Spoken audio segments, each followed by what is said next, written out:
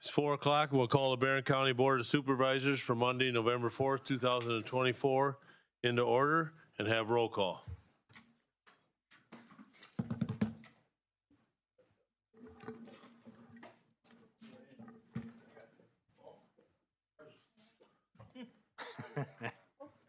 Is everybody here?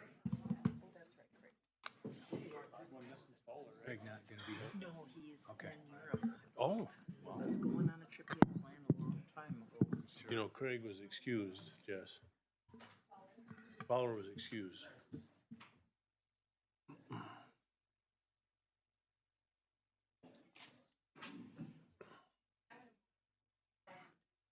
Okay.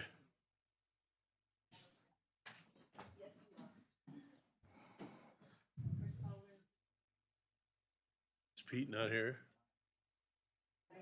Okay. Okay, we've got 28 or 27 present. Craig Fowler was excused, and maybe Pete will show up a little bit later, so we'll see. Public notification? Wendy Coleman, my executive assistant, has complied with Wisconsin open meeting requirements. Meeting agendas have been posted on the electronic meeting notice boards located on the first and second floor of the Government Center and the first floor of the Justice Center. A hard copy of the meeting agenda is available in the county clerk's office, and she's verified the proper posting of this meeting. This is the Barron County Board of Supervisors meeting. It's the public hearing plus the regular meeting for November 4th, 2024, and this budget was, and this agenda and attachments were posted on October 31st at 2:25 p.m. Okay, and Pastor Tom Olson from Hosanna Free Lutheran Church in Cumberland was scheduled to do the invocation, but he had a health issue and he's going to come in our next meeting, so you're going to get stuck with me.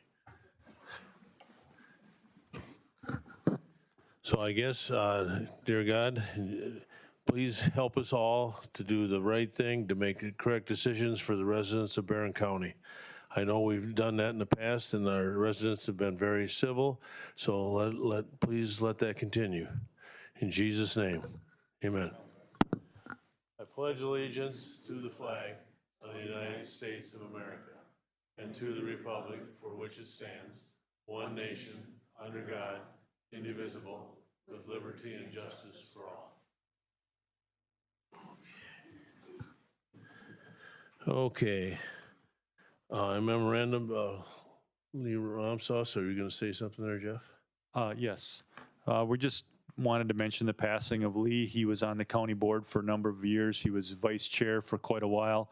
He passed away, and the visitation and the funeral were last week. And just want to remember, have a memoriam for Lee. He was a great county board member. I loved working with him. Maybe we could have just a moment of silence for Lee like we did for Jess.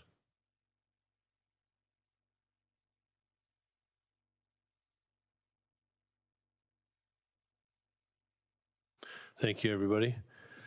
Item number 4, special matters and announcements. Should we Jeff? go first? Yep. Just as it's done for more than a quarter of a century, the rifle ranges will be closing here soon. They'll be closing the Wednesday or Thursday before gun season, and they will be closed until after the close of the black powder season. Both rifle ranges will be closed.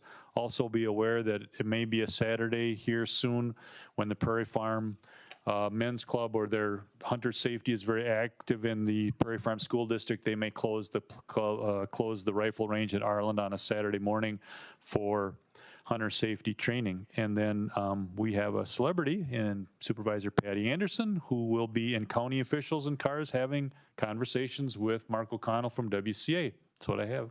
So anybody that went to the WCA conference knows what Jeff's talking about there, but if you haven't, if you go on the WCA website, there's a link to having conversations with county officials. There's been Milwaukee County official, a Sheboygan County administrator, and then somebody from Trempealeau County. So Patty's going to be our next celebrity, so it'll be nice. This Friday? No, December 19th. Okay. And I know everybody gets a WCA magazine, and I read it today, and it's mainly on mental health. And there's several counties that have a community support program under the Health Services Code 63. I believe there's like 60 counties of the 72. I didn't know if we were one of them, but I asked Jeff and we are. So just in case when you're reading that. And on page 27, Jeff is quoted in there under the state trust fund loans for advocating for that program. If you go on page 31, Carolyn Bartlett and Audrey Guslick have their pictures right on the top of the page. So, and then also on page 34, Stacy is also featured on making noises on the stage up there.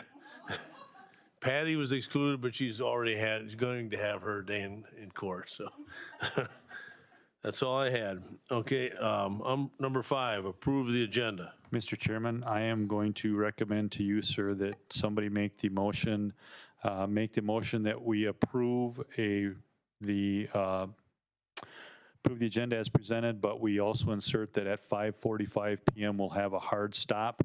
So allow people to do bathroom, get people public registration for public comment for the public hearing. It is allowed under Robert's Rules of Order to have a time certain for recess until a specified time. So the motion would be to recess from 5:45 to 6 PM. We'd re-adjourn at 6 PM for the public hearing. Okay, I guess we've got the agenda. Let's see. You don't have that on there, do you, don't you? Okay. So before we do the agenda, does somebody want to just make a motion without, not the computer, just raise your hand and, okay, motion by Supervisor Hanson, second by Supervisor Olson, that we do have a recess at 5:45 because we'll have a break before the 6 o'clock public hearing. And as we go down the agenda, if we get to item number 10 and it's not 5:45, we will skip 11. And then we'll go on to 12 and keep going until at 5:45. Okay, as far as approving the agenda, it's motion by Supervisor Wenzel, seconded by Supervisor Thompson. Is there any concerns with the agenda? Not? Let's vote.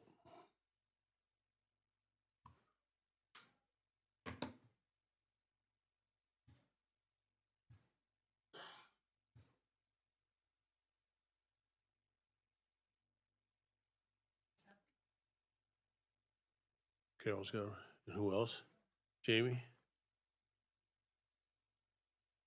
Okay, it passed by a majority vote of 27 yes and 2 absent. Item number 6, approve the minutes of October 21, 2024. Motion by Supervisor Cook, second by Supervisor Efforts. Any concerns with the minutes? Seeing none, let's vote.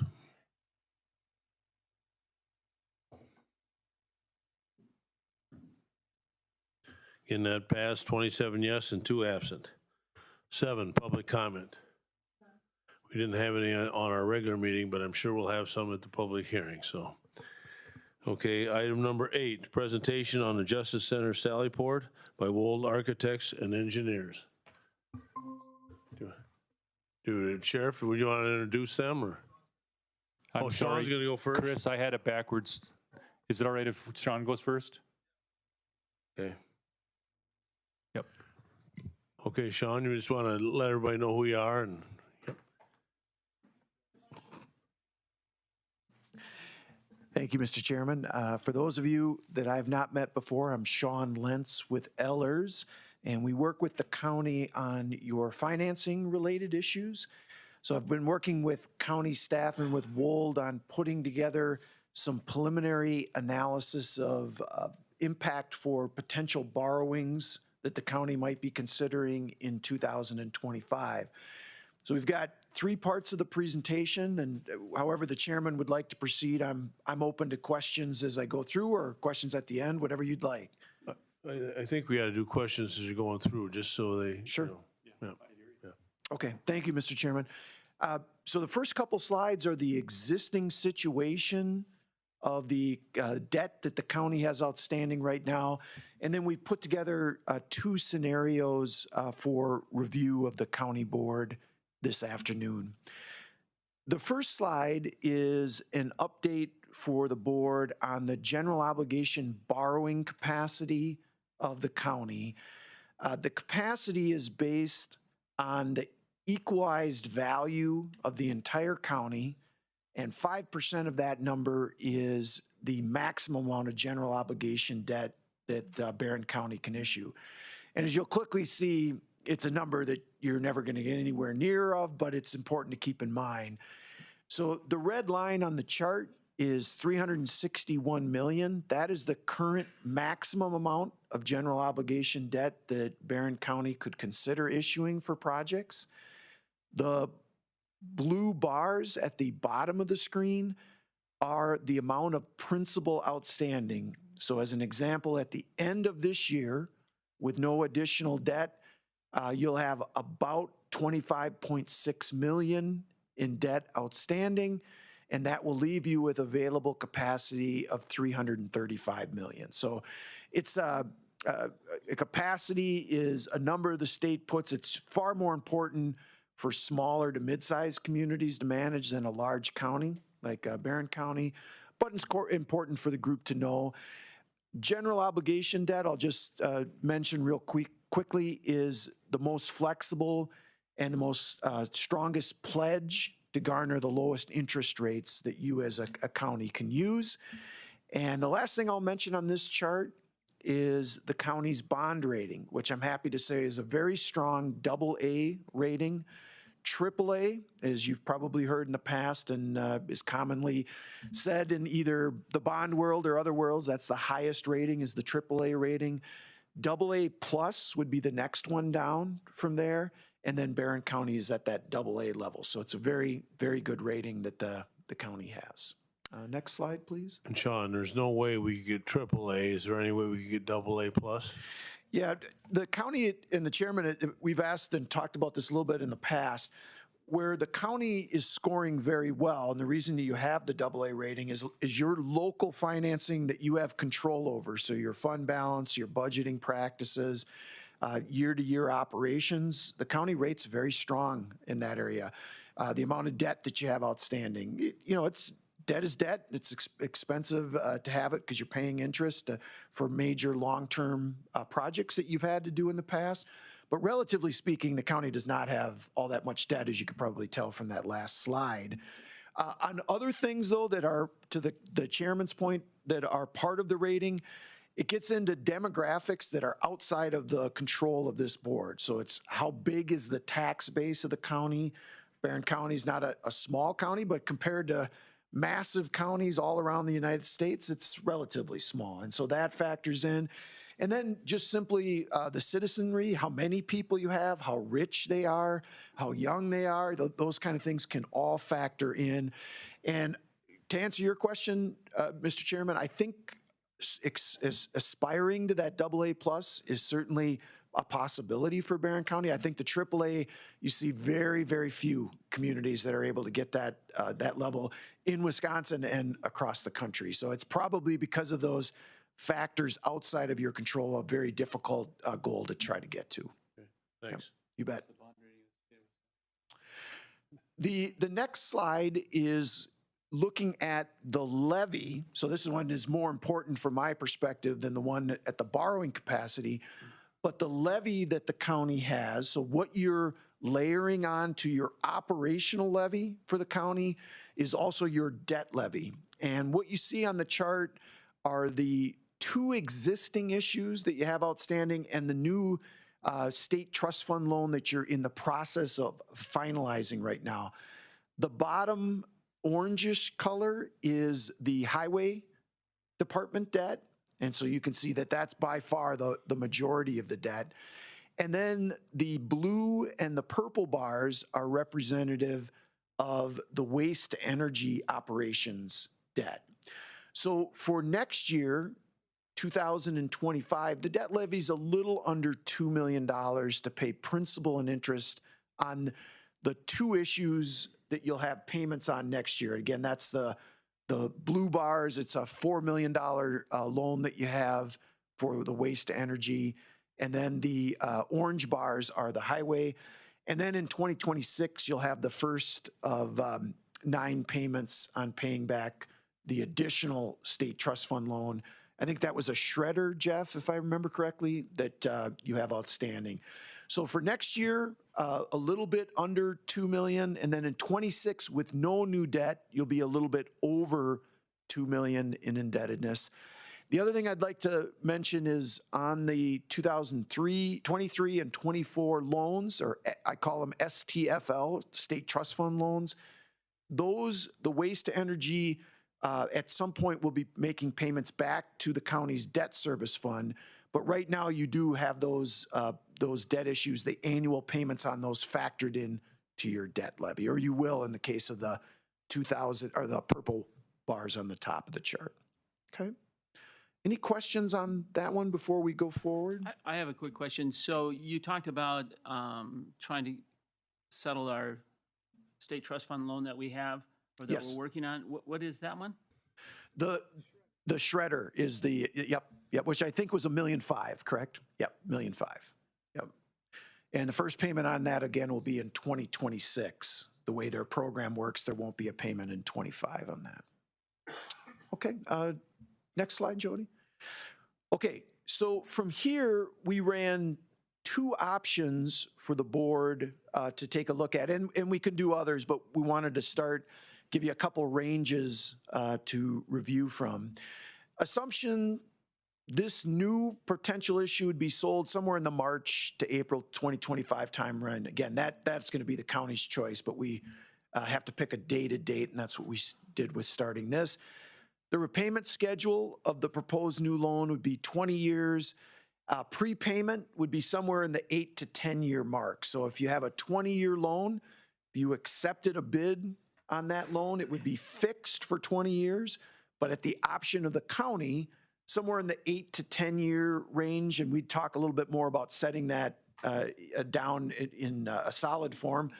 But at that point, if the county wanted to refinance the debt or wanted to pay it off early, you would have the option. You wouldn't have a requirement to do it, but an option to do it, okay?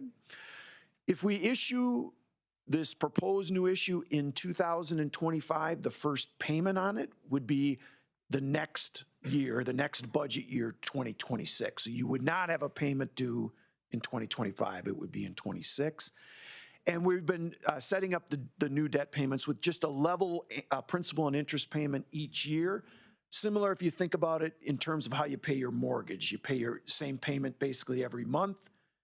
This would be the same payment every year through the 20 years, principal and interest at a level amount. So would the prepayment include a penalty, or that would be penalty free? Penalty free. Very good. Yep.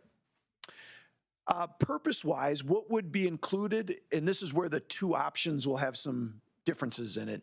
In this first option, the Sallyport, the refinancing of the loan that you did with Sterling Bank on a short-term basis would be combined into a single bond issue.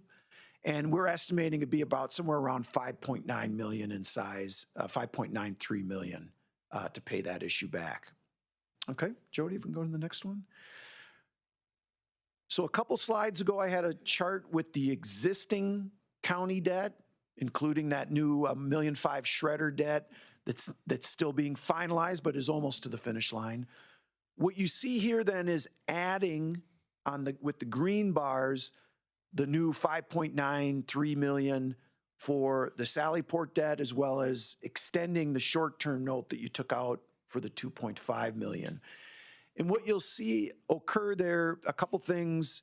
The debt levy would go from about just under 2 million with the combination of the shredder debt and this new debt, 5.93 million, to about 2,665,000 in principal and interest payments.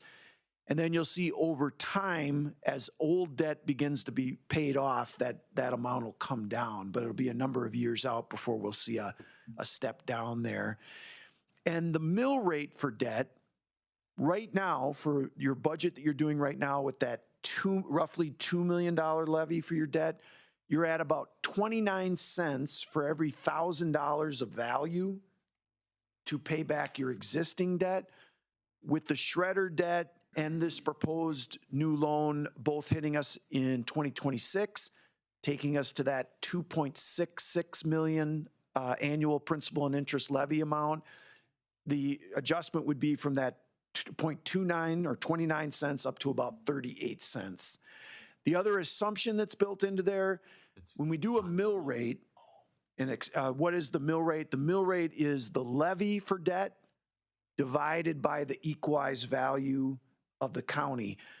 Going from the 29 cents to per $1,000 in equalized value to the 38 cents, we're assuming the equalized value in the entire county does not go up at all. And I think, Jeff, what was your increase in the last year, if you know that offhand? 14% 2 years ago, 9% this year, so over 12% a year. Yeah, so we're hopeful, you never know for sure, but we're hopeful that that's a very conservative projection that the county will see some continued tax base growth. Okay. All right, if we can go to the second scenario, and I'm going to bring this on the last slide, I'm going to bring this back to impact on different values of property in the county. And I think that's helpful to kind of see what it would do to a taxpayer in the county more. But before getting there, we did run a second option in talking about everything that was going on in the county. And if you'll direct your attention to the slide, the assumptions are the same here.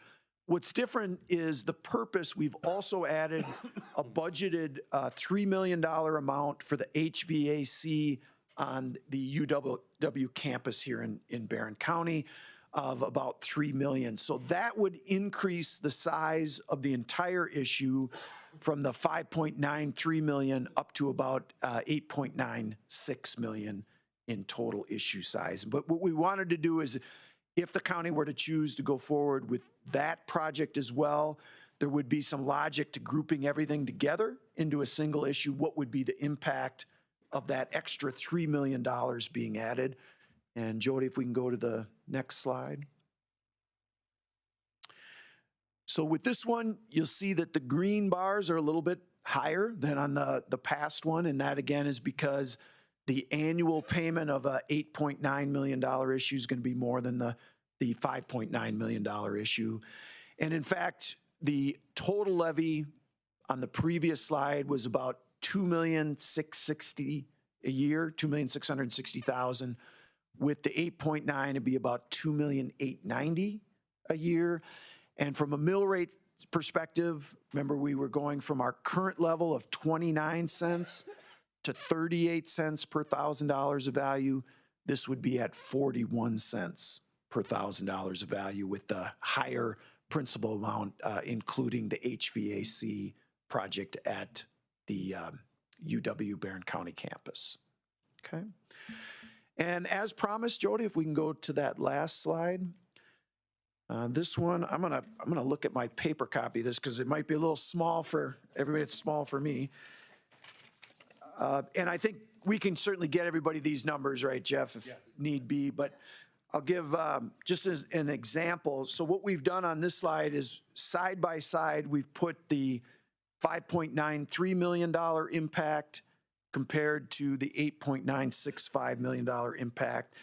And I'll just pick a property of $250,000. So if I'm living in Barron County, my property's worth $250,000.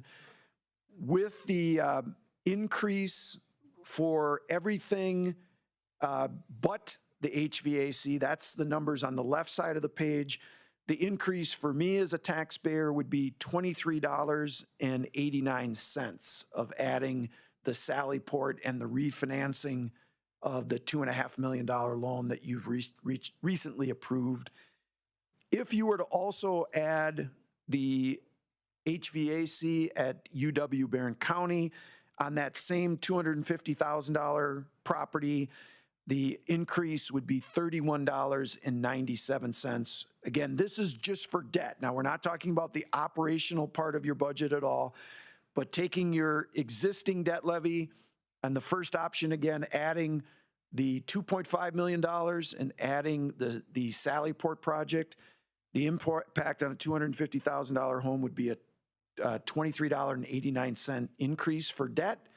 And if you also factored in the HVAC for UW Barron County, it would be $31.97 in that instance. So between the two, about an $8 difference between those two options on a $250,000 home.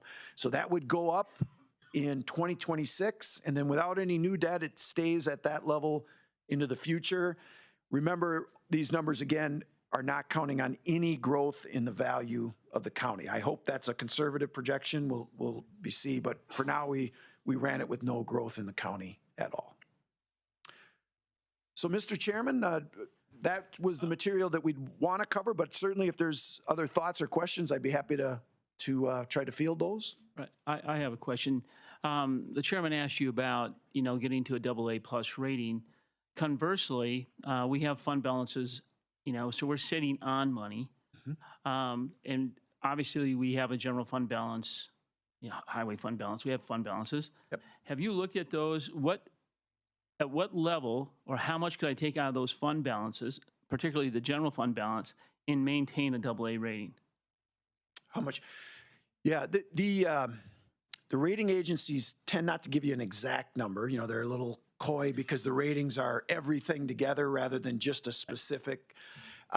One thing that I see, though, that is consistent, if you have a policy, and I know the county does, and you veer from that policy, then they start to get concerned. And when I say veer, it's usually going down below the policy level rather than up and above. They're very comfortable if you're going above. So what they usually, from a rating standpoint, they're looking to see is how is the county managing the capital assets that they have, the requirement to maintain those and keep those in usable form, keeping up with the growth of the county, and how are they doing it with a combined use potentially of debt and cash. And where they get concerned is if the decision is to use cash and it's to a point where it begins to bring you below your policy level or start in any way to threaten kind of the financial liquidity of the county, the month-to-month cash flow of the county, that's where you'll start to see some concern and maybe what they would call downward pressure on your rating. So in a recent move, we actually borrowed $2.5 million to put $2 million of that borrowed money back into the fund balance. To reimburse yourself? Yes. Yeah. Smart move. It certainly can be, yes. If your intention is to have the fund balance, make sure it's staying at or above your policy level, and to have your projects of a long-term nature be financed with debt rather than cash, I think that can make a lot of sense. The other thing that's a reality right now, and this is not to say that this will be a permanent situation, but right now, investment earnings are very good. And in a lot of cases, governmental entities, because you're able to borrow at a tax-exempt interest rate for public government purpose projects, if you have cash, that cash can earn interest at a level higher than what you're paying on debt. And so that's a stronger situation for your budget because you're earning more money Right. from your investments. Which is exactly what's going on with us right now.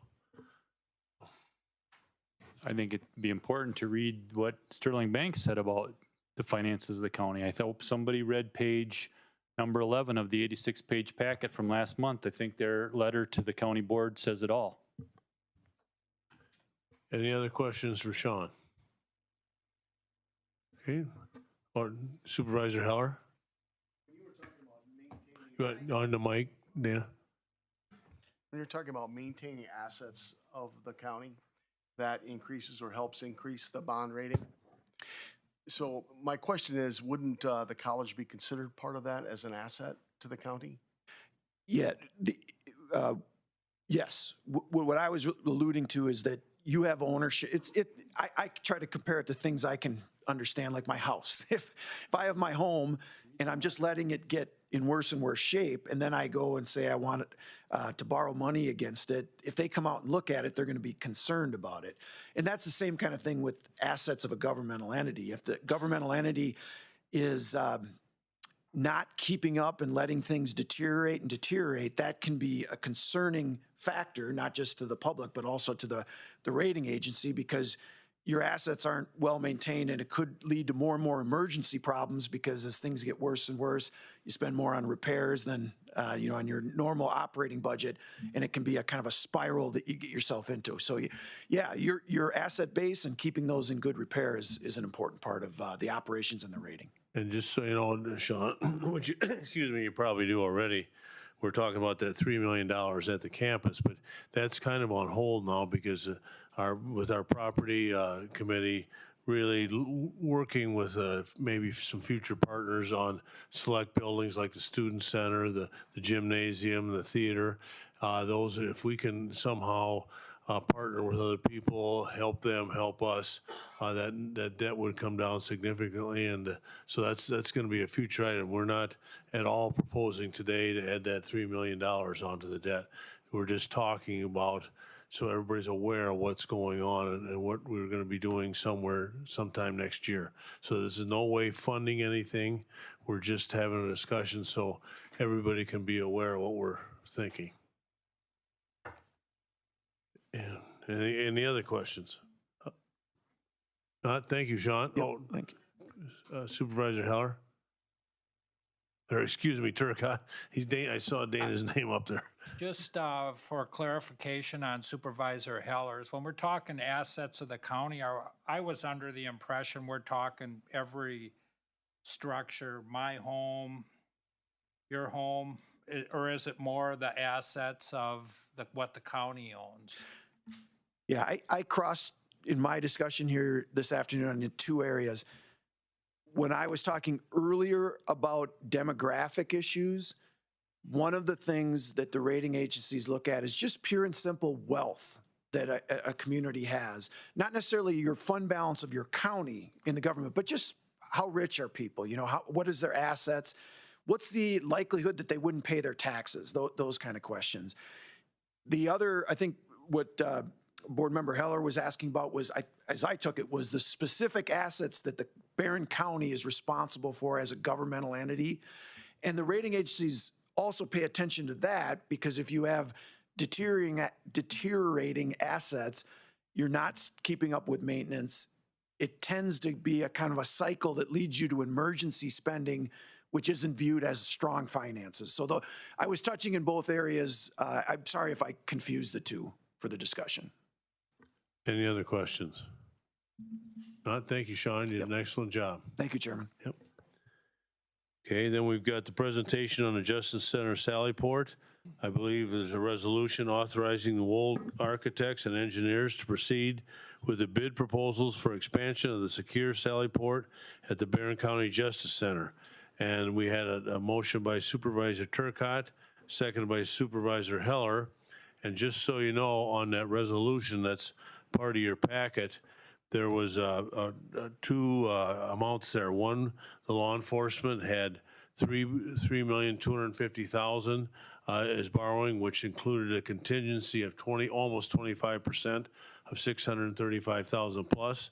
Then after that meeting, the executive, which is the motion that's on the floor, they reduced that contingency from just under 25% to 10%. There was a lot of discussion talking about 5, 25, and 10, and I believe Wold initially had a 5% contingency in there. And again, law enforcement pushed it to 25, the executive moved it down to 10. So the motion that we're talking about is in this resolution is at the 10%, which would be $2,876,370. Okay, Sheriff? Sure. I have Chief Deputy Hagan with me, Captain Evanson, and then Jake and Joel from Wold to answer your questions. Just a little history here on this, just so everybody acknowledges what we were trying to do a couple years ago with the Law Enforcement Committee is to pay cash for this. And ultimately, Jeff and Jody had a better idea. We're using that money to offset it. You'll see it in the budget number. You see out-of-county revenue. So far to date, over the last 10 years, we brought in $3,726,399. Now we take $100,000 of those dollars each year for positions when we went from part-time to full-time. So we've still brought in $26,399. So we're over the $3 million mark in out-of-county revenue. Today on the WCA's conference, they talked about some housing of some state inmates. Captain Evanson's already looking into that. We might be able to help the state out and get some more funds. We're housing for out-of-county. what this came about, and you're going to see the drawing here, is our Sally Port's too small, and we don't have enough professional visitation rooms for our courts to operate, our probation to operate with what we did. So over the past year, we've been working with Wold to get to this point, and they're here to present today. But I'm going to run through the drawing so you see what it is. Or basically, our Sally Port is very small. When we, now I don't know that anybody was on here, when they built the Justice Center, they I think had to make- Carolyn was. Carolyn was, and we Oh, cut. maybe Oh, Pam. there's 4 or 5 of you John were- and Marv, 4 of them. So they're so it's their fault. No, that we're here today. No, we had to make. I wasn't. We had to make some cuts to the Justice Center when it was built. One of those cuts was cutting the size of the Sally Port. 24 years later, I stand before you asking you to increase the size of our Sally Port. It's very small. It barely fits an ambulance. It's at an angle. I don't want to tell you how many squads have bumped the rails and because it's so small. Anyway, we can't get people in and out of it. It's very small. We're proposing a new Sally Port with some new visitation areas. So that's the footprint of the Justice Center you're looking at. That's a design by Wold. That's the red. That's the new part. The pink or the other part is our existing. So that's where we're going. You can go on to the next slide. I think it shows. This is what it is. This is what we're asking for. This is the Sally Port, the vehicle Sally Port. It'll fit 4 squad cars if need be. But the professional visitation area is really what we're looking at too. That's really an added bonus here. You'll see 1, 2, 3, 4. Those are male visitation areas with the queuing area for males to sit. They would go to court, probation and parole, meeting with lawyers. Right now we only have 1 and 1 portable, correct? One of those stations and 1 portable station. Well, some of these people are told they're taking their kids away. They're staying in jail longer. They get upset and our portable one lands on the floor. So these are behind a glass. They're secure. Wold has done a very good job. We've put this plan together with the same mentality that you guys did with the kitchen.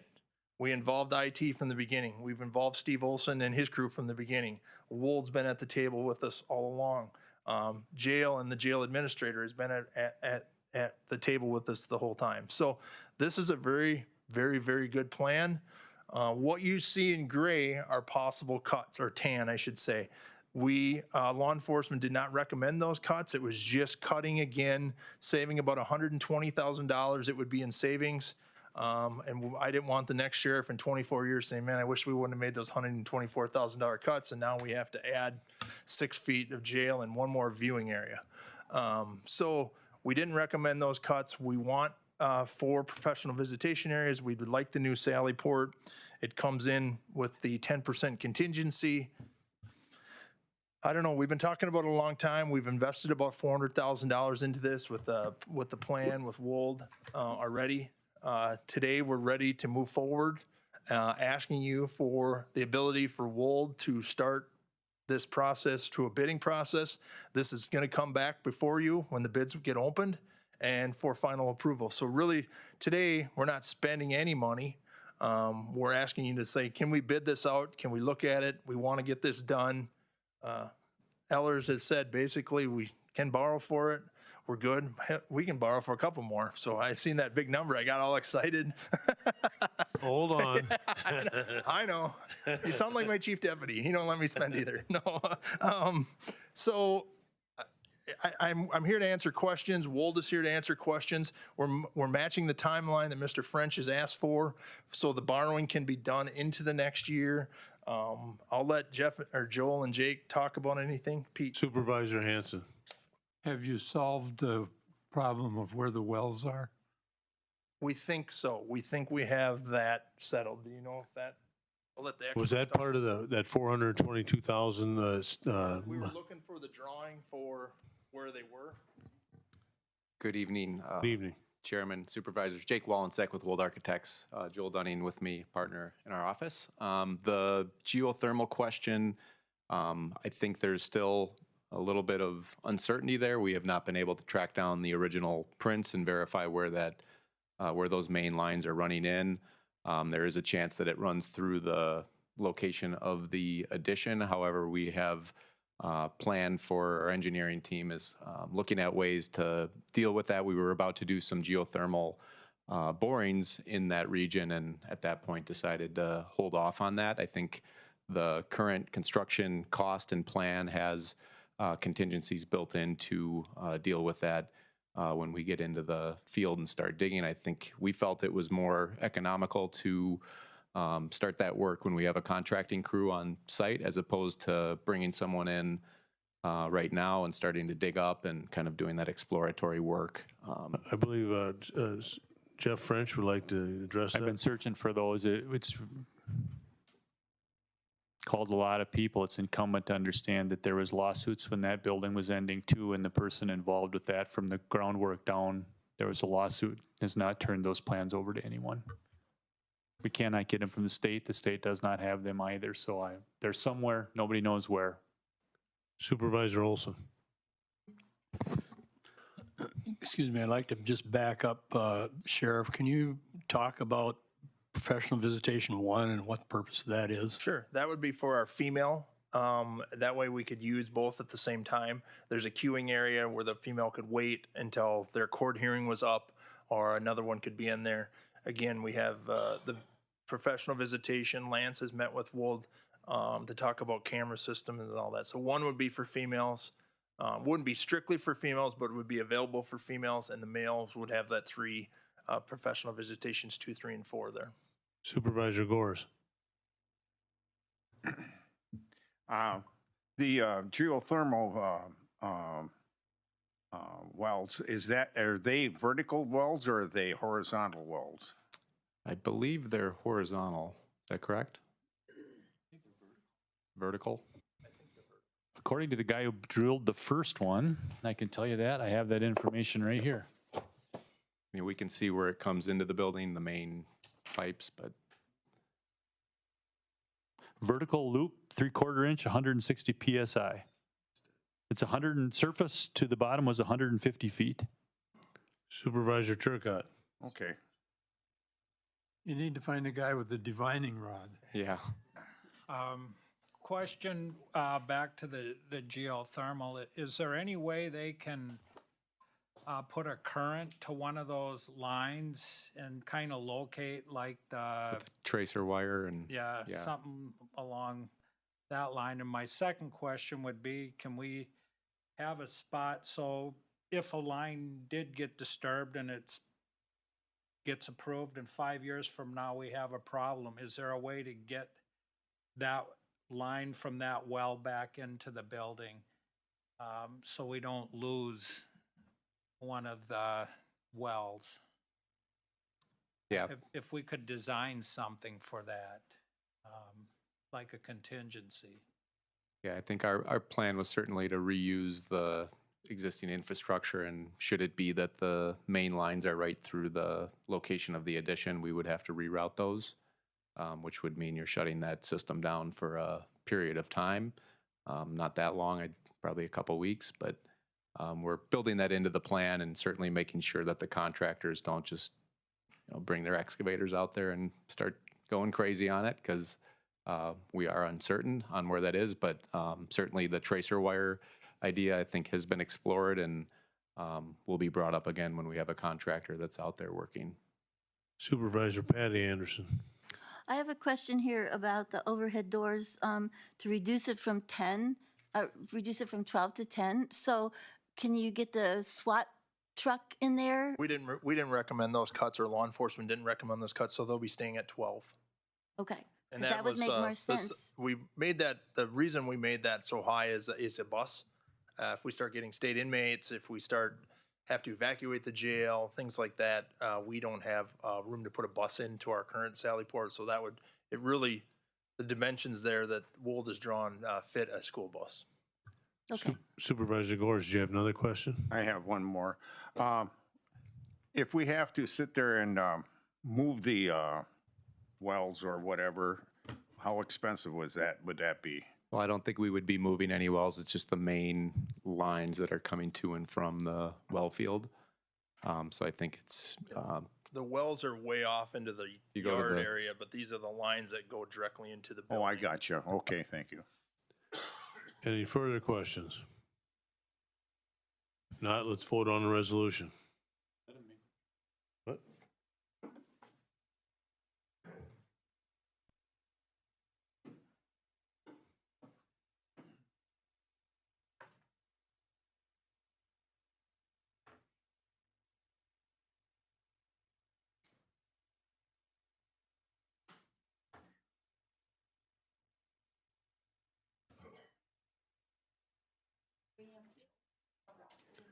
Supervisor Olson and Supervisor Rogers.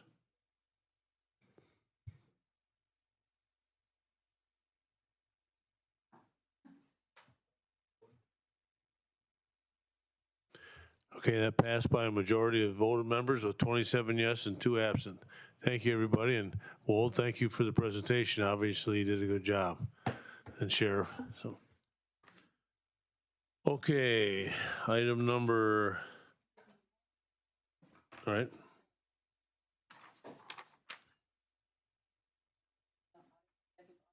Yes. Ready? Okay, item number 9, a 2023 executive audit summary. Is that you, Jody? Yep, that's me. Okay, we're going to take just a summary look at 2023 financials. Typically, when presenting the audit, there are 3 reports. There's the financial statements and required supplementary information. There's the federal and state single audit, which is just all of our grant activity. And then there's also the executive audit summary, which is what we're going to be looking at tonight. If you want to look into this further, this will be out on the county website under the finance department with the other financial information, so you can go take a look. Also, if you would like a hard copy, I can get one of those to you also. So starting with the audit findings and results, this is the driver to all of the reports in the financial statements. And once again, an unmodified audit opinion was given, and that's the highest rating that we can get is set by the generally accepted accounting principles, or otherwise known as GAAP. This is a key point in determining our bond rating and our grant eligibility. And as Sean said earlier, we're rated a AA by Standard & Poor's. And bond companies look at this. It directly affects the determination of interest rates if we go out for bondings and things, so it is very important. Moving down to the internal controls. This is the checks and balances to ensure that more than one set of eyes are on the various financials. There's 2 types of weaknesses, so to speak. There's material weaknesses, which we don't have any of, and that rises to a higher level than the significant deficiencies, which we do have, and this is something that we have every year. Oops.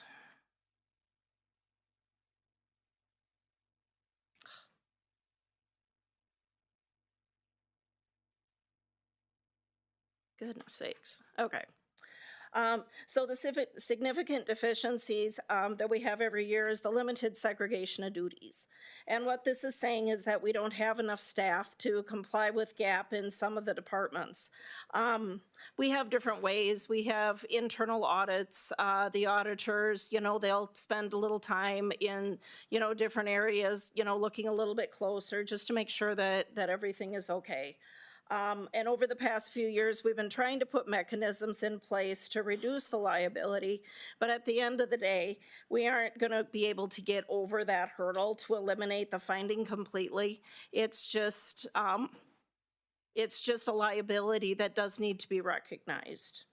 The other significant deficiency, sometimes we have this one, sometimes we don't. This is a material audit adjustment, and this finding occurs when we have entries that are outside the norm.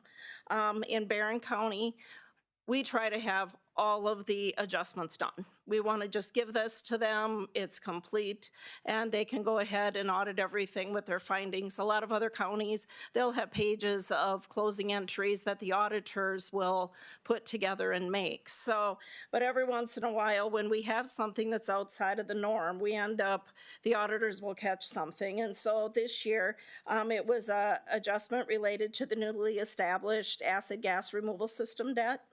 And so when this happens, what when these things pop up, what we do is we add this to our list of adjustments. And so moving forward, we will just check this every year to make sure that there's, can get taken care of before the auditors arrive. Moving down to compliance. We were found to be in compliance with the requirements of the laws, the regulations, contracts, and grants applicable to the federal and state programs.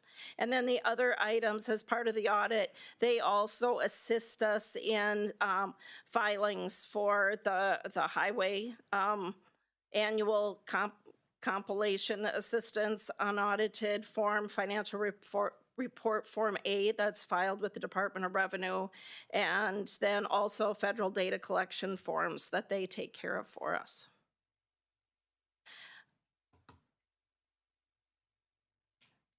Appendix A, this is our formal required communications. And what this is a letter from Clifton Larson Allen stating that the responsibilities and communications of any findings. And so,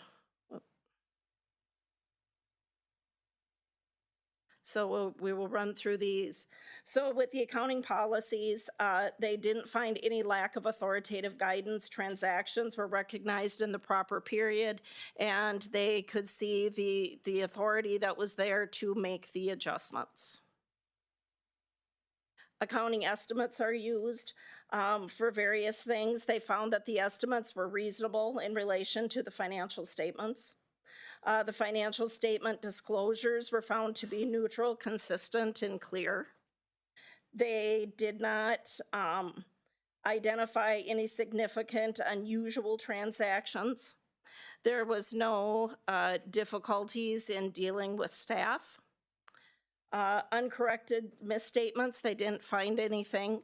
The corrected misstatement that is referenced, that refers to that acid gas removal system in interest entry. And there was no disagreements with management to report. Management consultations and other independent accountants. They report if we went out after the audit and would have got a second opinion. We did not do that, so they've made note of that. Significant issues discussed with management. There was nothing out of the norm.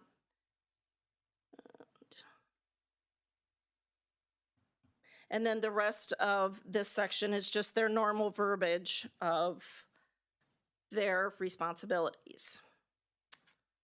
So then we'll move to Appendix B. This is the new accounting and reporting standards.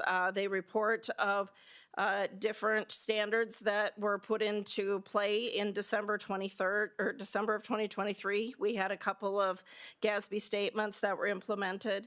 And then there's also the report of different statements that are coming down the pike for 2024 and 2026. So we will be working on those. Getting to the numbers. So they report this is a condensed balance sheet. And we start out with the general fund, which is the main operating fund of the county. And you can see cash increases or cash balances over the past 4 years. They took a jump in 2021 and 2022. This is the ARPA, the first and second tranche of ARPA dollars that came in the financial statements. The ARPA costs are included in the general fund. And then you can see in 2023 from 2022, this leveled off a bit because we had received the full 8.8 million. Moving down in the fund balances, you can see that those increased as well. In 2021, we did have some of those dollars that were assigned. And then you can see here that things kind of shifted between 2022 and 2023 as in 2023, about 3.5 million moved from unassigned to assigned, and that was for the Housing Authority dollars that were assigned in, it was like January of 2023. So then you can see that the unassigned fund balance at the end of 2023 was about 10.6 million, and about 38.5% unassigned fund balance to general fund expenditures. Any questions with the general fund? Moving forward, we will take a look. Special revenue funds, really consistent with last year. They are up overall about 1.7 million. That's due to county sales tax. You can see everything else is pretty level, but there was a jump in the sales tax that was collected. The other thing is from 2020 to 2020, or I'm sorry, 2021, 2022, it used to be that we would always use 50% of our fund balance. And a couple of years ago, we decided to only use a third. So that's going to keep those balances higher than they were in the past. Going down to debt service, we do have just a small amount of money that's just carried over. And this is just, residual dollars from previous debt that just stays in the fund. And we'll use that for disclosure costs, things like that. But otherwise, no concerns there. Capital projects funds. So as of 12/31, in our SISOP, we had about a little over $1 million. You can see previous year we had for the highway facility. And if you look, just in the top line of this capital projects fund, you can see, we were at 1.5, over 1.8, 1.5, and now we're down to $1 million. And this is part of the reason why in the 2025 budget that we are budgeting more for SISOP. We're budgeting like about 1.9 million. So that's going to build that up for a few years. So it'll give us money for those capital projects. Going down to waste energy. Waste energy had a good year in 2023. They had a positive change in net position or operating income of about $395,000. And you can see there is a fluctuation between 2022 and 2023 as far as their assets and liabilities. And that's due to the $4 million acid gas removal system proceeds that came in and the cash that was on the books as of 12/31. And going down to the highway. Highway also looks significantly different from 2022 because as of 12/31, that's when we booked the highway facility as a capital asset.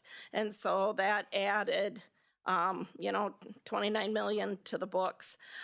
Looking at this, it's showing a positive change in that position of about 26.5 million. As far as operationally, they made about 735,000 in 2023. So that was added back and put back into their fund balance.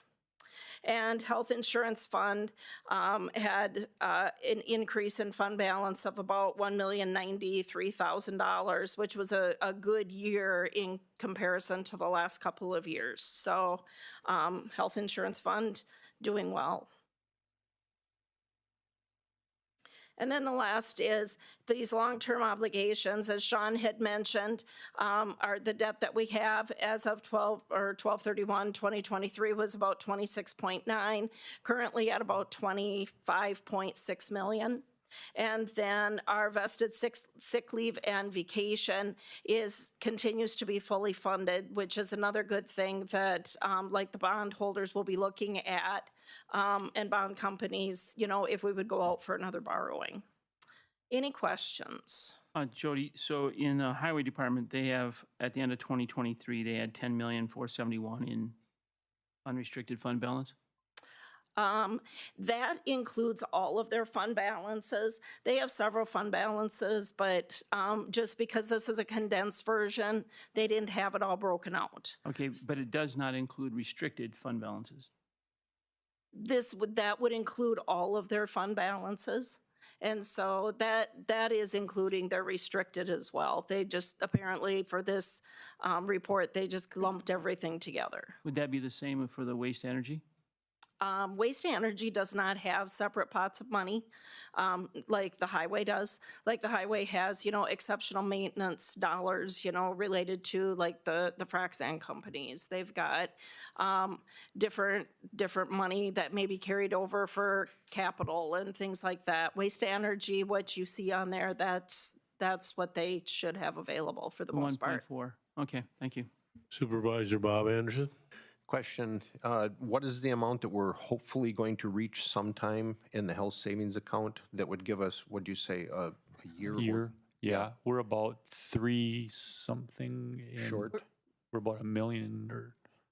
We currently have fund balance like right around 4 million. Yeah. But what you were trying to reach Is was a around year. 3 or 5, right? 5, okay. 5, yes. Thank you.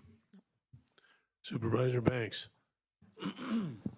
Health and Human Services caps fund balance at $750,000. Correct. And beyond that, they would return it back to the county. Yes, to the general Does fund. it look like it'll have a balance this year above 750,000 or? I think they're still doing well. Yes, the last financials, they were 523,000 under budget, which is about 1 to 3%, and that would be returned. But we have a period 13 adjustment, so I wouldn't hold my breath that we're going to make it through the last 90 days of the year like that. But yes, so far so good. So we will have it looks like we'll have something over, right? Correct. Okay. He's hoping. We hope so. Yeah, we hope, yeah. Supervisor Hanson? Excuse me. I think Jody deserves a hand for such a clean audit report.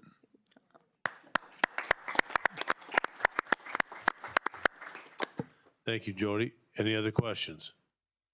Not, we'll move on to item number 10, the 2024 third quarter financials, which is again Jody. Okay. All right. So we're going to take a look at third quarter financials. Again, we're going to start with revenues, and this is broken down by function.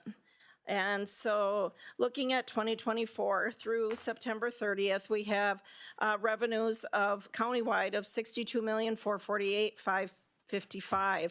That's an increase from the same period last year of about $242,000. And breaking that down, taxes and transfer fees had an increase of about $78,000. That's just an increase in tax levy, over all the funds, and then also a slight increase in sales tax. Intergovernmental revenues had an increase of about $791,000. That is opioid abatement proceeds, trail grants that have came in, which is just kind of a timing thing. You don't always know when those dollars are going to come in. And then also in DHHS, there's timing and reimbursements. They've changed some different programs at the state. So over the last year and a half, we've been getting reimbursements in a little bit more timely, which has been very helpful. Licenses and permits is up about $11,237. That is for DHHS fees collected over and above for the same period last year. Fines, forfeitures, and penalties is up about $23,728. That's circuit court fees and penal fines that have been coming in. Public charges for services, increase of about $309,000. The Waste to Energy has done really well in going out and getting some high dollar waste that's coming in from out of county, and so that's increased their revenues. Intergovernmental charges for services and miscellaneous revenues, both of these are seeing a decrease. And both of that is to the timing of highway projects billed, and then also the fact that for the first quarter, there wasn't any snow. So we didn't have as much revenues coming in from the municipalities, buying salt, sand, blades, things like that. Other financing sources, up about $110,000, and that was from the sale of the Ann Street School. Any questions with revenues? Jody, I just one quick one. If you can just remind me, so the opioid abatement, 2 questions to this. Where does those monies go once we get them, and how many more years will we continue to get opioid money? Right now, we are holding those funds in a special revenue fund, and then they would be applied to Health and Human Service budget, and that goes to, some of these opioid expenses, to combat it. Also, there is $5,000 in the 2025 budget to go towards training for the sheriff deputies for opioid issues also. And how many more years will we get this? 20? Yeah, it's, Depending on which one we settle, it's 17 or 19 years. And approximately how much a year? I don't know. It changes every year. it's been varying. It's going to vary with year by year. It all has to be used for opioid abatement. Right, no, I understand. Yep. It's Supervisor not Bob money, Anderson. it is not spendable money. Supervisor Bob Anderson. Are we on track? The shredder that was for out at the incinerator, that was, if I remember right, all of that loan was going to be able to be paid back by some of the things that we were taking in, and that's staying on track, correct? Correct. The shredder has helped them and has helped to improve the quality of the ash. And so hopefully their ash costs will go down, but then there's things that they're going to start shredding. The material handler will not come until January or February. Sounds excellent. Thank you. Any other questions for Jody? Okay. Supervisor Schradel. On the mic, Bill. One mention about the shredder. I was out there and had a lengthy conversation with Brent here the other day, and they had a problem with it, but the good thing about it, it was all covered under warranty. So they fixed it up, they started up again, and of course the quality of the burnable waste that comes out of that shredder is far better than anything else we got there. And then this winter, when it gets cold, which we all know it will, then they're going to start shredding tires up. And so, I mean, it should be a moneymaker for us out there. Any other questions for Jody? If not, remember item number 10 on the agenda will be deferred later. I still have Oh, expenditures. excuse me. Sorry. I'll go fast. My fault. All right, we're going to take a look now at expenditures. Expenditures are coming in at $65,724,512, which is an increase from 2023 of over 2.2 million or 3.35%. Breaking that down, general government is up about just under 1.2 million. That is for COLAs over various departments, health insurance claims, and IT maintenance agreement increases. Public safety has an increase of about 549,000. That is for COLAs and maintenance agreements, gas, squad maintenance and repairs, equipment, food. They've just been seeing increases kind of all over the board. Public Works has an increase of about 135,000. That was for recycling equipment that was purchased in 2024, a new baler and in-feed conveyor that they had money budgeted for. Health and Human Services increase of about 413,000 COLAs, and then also the CCS program, the number of clients that are coming on and their costs have increased, but that is offset 100% by Medicaid, so that those reimbursements will be coming in. Culture, Recreation, and Education has an increase of about 93,000, and that's due to ATV and snowmobile grant expenditures.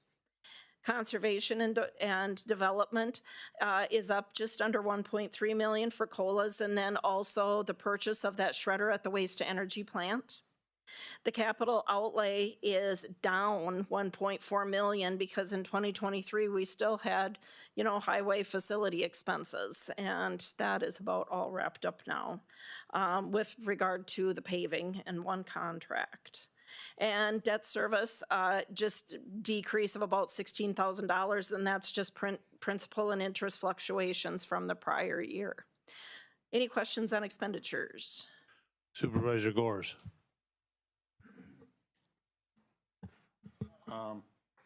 Yeah, on the, I guess I got kind of a question here for the sheriff there.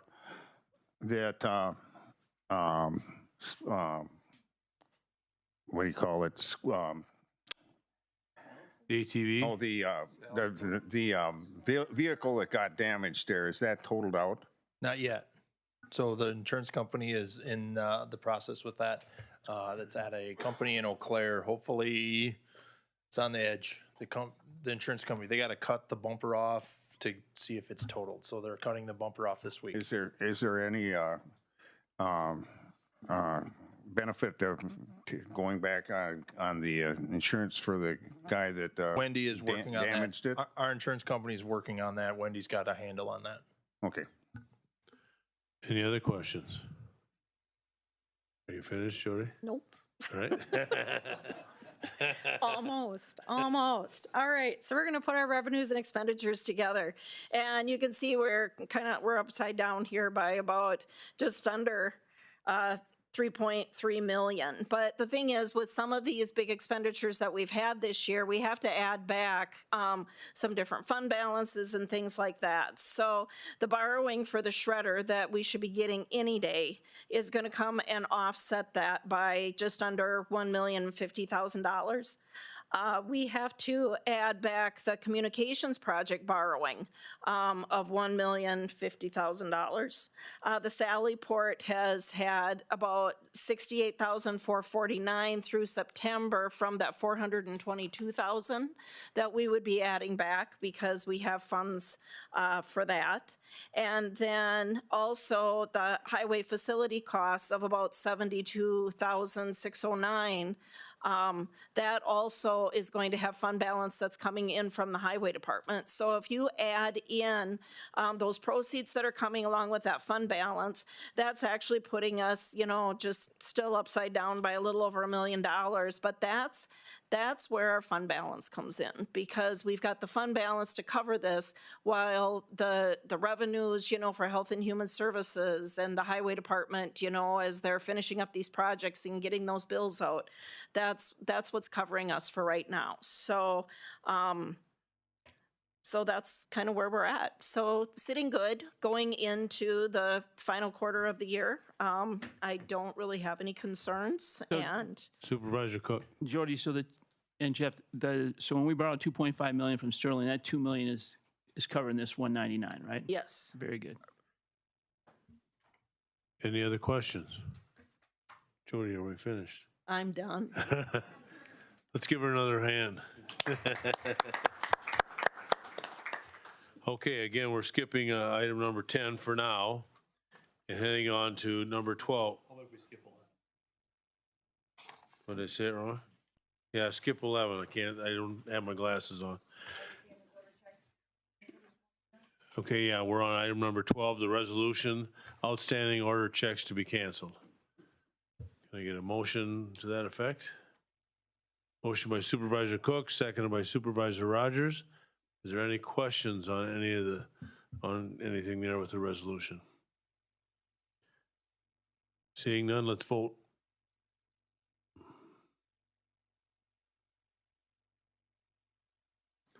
That passed by a majority of 27 yes and 2 absent. Thank you. Item number 13, resolution, motorized trail authorization for the years 2025 and 2026. Motion by Supervisor Hanson, seconded by Supervisor Guslick. Any questions on that resolution? Seeing none, let's vote.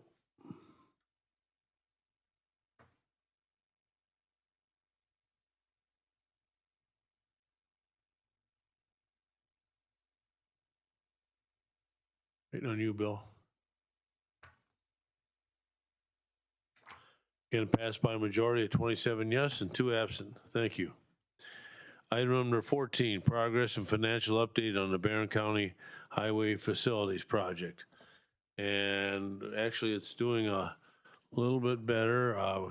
We've got one contractor left to close out, which is about under $5,000. We have the Barron County Highway Department finishing stuff for the asphalt that we have scheduled for 361, but I've been told that we haven't been billed yet, but that will be under that amount. So, and then we have 241,000 set aside for extra equipment that I've kind of we've been squirreling away for the use for data controls for that. So right now we show that when you take the deficit, which was funded by the Highway Department fund balance, we're ahead of the game by 257,000 at this point in time. And that's enough to cover the data? Yeah, it should, certainly should be, yes. Do you have any? We should be able to transfer actually some back. Yeah, it's because the money that we were going to use for the snipper and stuff like that up above, that could be used to pay for those DDC controls. Right. Last time I heard, they were going to try to get the fire system and the DDC controls to talk to each other, and perhaps that would end it. So do we know what the bid was on that system? Do we I have anything don't yet, think we've got Lance? it back from we Steve don't. yet. I know Aaron was working on it. I've been asking, I haven't seen anything. Any other questions? Not, then we'll go on to item number 15, American Rescue Plan Act, the ARPA funds. The last one prepared by Jody was dated October 10th, 2024, and it hasn't changed significantly. We still have amount available of 1,378,000 plus. And I believe the last time we talked about that, we're looking at the Health and Human Services software possibly for that, so. We're looking at possibly January having a decision, or February for the county board to make a decision. It's either January or February. Okay. Any questions? You seeing none? We'll have a report from our county administrator. I have nothing at this time. Appointments? None. Okay. 18 claims, petitions, and correspondence. Okay. Suggestions for future agenda items.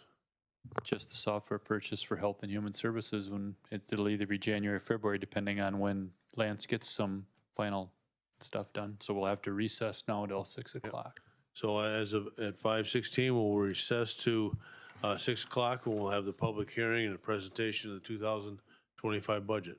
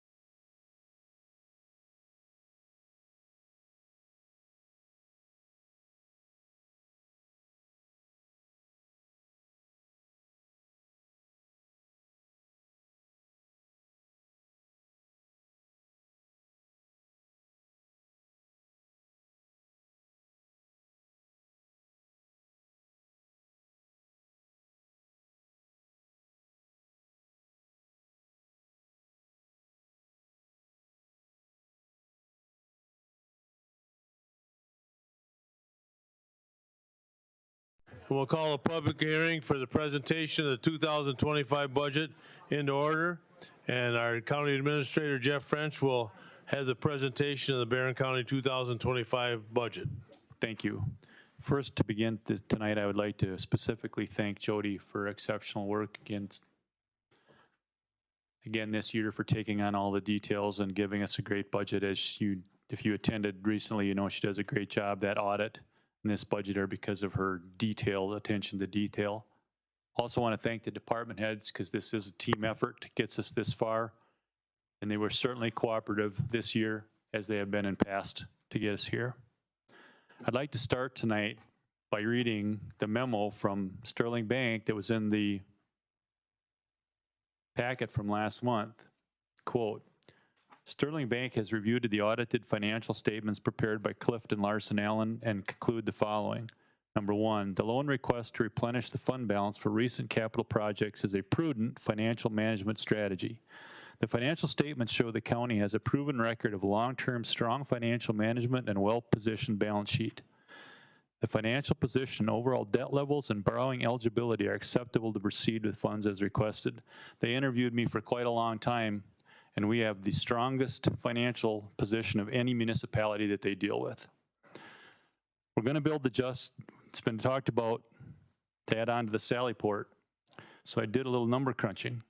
Highway facilities cost us $140.95 per square foot, and that does not include the improvements to the parking lot. The aging ADRC kitchen cost us $270.17 a square foot. The Sally Port is going to cost $528.55 a square foot without the cost increases and without the contingency. With that, let's get into the 2025 budget. This is like a pyramid. I put on your desks, and there are copies up there of how we're going to do this. We have reached the pinnacle of approving the 2025 budget. That starts with the county board approving the financing resolution, which is displayed. There are some certain things here that we're going to go over. Number one, the recycling surcharge. You will see that it does not include the town or city of Rice Lake or the village of New Auburn. Then goes on to talk about the lake districts. That's because the dams are owned by the county, and it's our responsibility to maintain them. And where they have lake districts, it's the policy of the county to assess, or if there are improvements or replacement of the dam, the local district will pay 50% of that cost. That's items 14 through 21 on the display. Then we go up on talk about the tax on the county library, which Jody very expertly splits out between Act 150 at $585,148 and out of county, or Act 420 at $35,955. That brings us down to a tax levy of $22,643,805. You then see the dam assessments laid out, along with the recycling surcharge at $32 per improved parcel. Items 38 to 40 spell out that we are using 33% of accumulated fund balance in the sales tax fund to reduce the property tax levy of the taxpayers of Barron County. If we did not use our fund balance and did not have sales tax, your property taxes would increase by about 25%. Any member of this board that's been here more than a couple of years should understand it's no longer the property taxes that drive the county budget. It is sales tax. Our sales tax increases around 7% per year when we're getting 1% increase in the property or net new construction. So there's quite a disparity there. This is what the county board will ultimately approve, and it's the engine that starts the bus going down Highway 2025, if you will. The second document that is going to be displayed now is the proposed budget. This is the published budget. This is an important document. Dan Toll, before this meeting started, was teasing Chairman Oki and I that it's the same format he used 40 years ago. Well, if it's good enough for Dan Toll, it's good enough for me. That guy's forgot more about government accounting than what most people know, and that's a fact. You'll see that this is laid out within the parameters of State Statute 6590, which sets forth how this document is laid out and published in every Barron County newspaper. General government, that would include the courts, Register of Deeds, county clerk, administration, other things like that, IT. Public safety is Sheriff Fitzgerald. Health and Human Services at $304,697. Our Health and Human Services costs contained within the general fund. Generally speaking, this would be such things as the Veterans Service Officer. Culture, Recreation, and Education would include our parks and things like land services and those items. Conservation and Development would be our Land Services Department, but not necessarily. There's more underneath that. And you see the contingencies as an expenditure, which we will explain later on that we break down in detail. You see the property tax levy that supports the general fund, other taxes, intergovernmental revenue, licenses and permits, fines, forfeitures and penalties, public charges for services, and others and miscellaneous. Now, those are revenue sources that come in. Those are then followed by uses of funds available. Sales tax, 1/3 of our accumulated fund balance in the sales tax, jail assessment fees, out-of-county prisoner revenue. Now that's absent the $100,000 that goes for the positions. You will see we are using unassigned fund balance. We have some health insurance. We have using a little fund balance of health insurance and applying fund balance assigned for this purpose. You see our committed, assigned and non-spendables, and our unassigned fund balance. As Mr. Lentz pointed out previously, unassigned fund balance is a measure of liquidity. Often we want to have, the benchmark has always been to have 90 days of cash reserves or unassigned fund balance. So you take the total expenditures of the general fund, divide by 365 times 90, and that is very close to that amount. We're projecting to have that at 31%, which is why the $2.5 million borrowing from Sterling Bank is so important. We then go on to restate the general fund in a different way, followed by all of our special revenue funds. The most high dollar special revenue fund would be Health and Human Services, followed by Aging ADRC. We have debt service at $1.9 million. That ties out to what Mr. Lentz presented recently. We have internal service fund, we have capital projects budget at $1.9 million. That corresponds to the borrowing from Sterling Bank. The Highway Department has a budget of $18.6 million, but only $4.6 million of property tax levy. Roughly 75 cents of every dollar that goes into the highway fund is funds that they generate from an external source. You see then the waste to energy fund with no property tax levy. They are essentially an electric utility in the eyes of the world, for lack of a better description. Our valuation has went up 9.10%. Last year it went up 14%. Our county tax levy is only going up 0.46%, so less than 0.5%. With the increase in the valuation, it is corresponding then that our debt service, our library service, and operating would go down. It's an inverse relationship. The higher the valuation goes up and the more you control taxes, the less your mill rate. Your mill rate will go down. It's a function of that.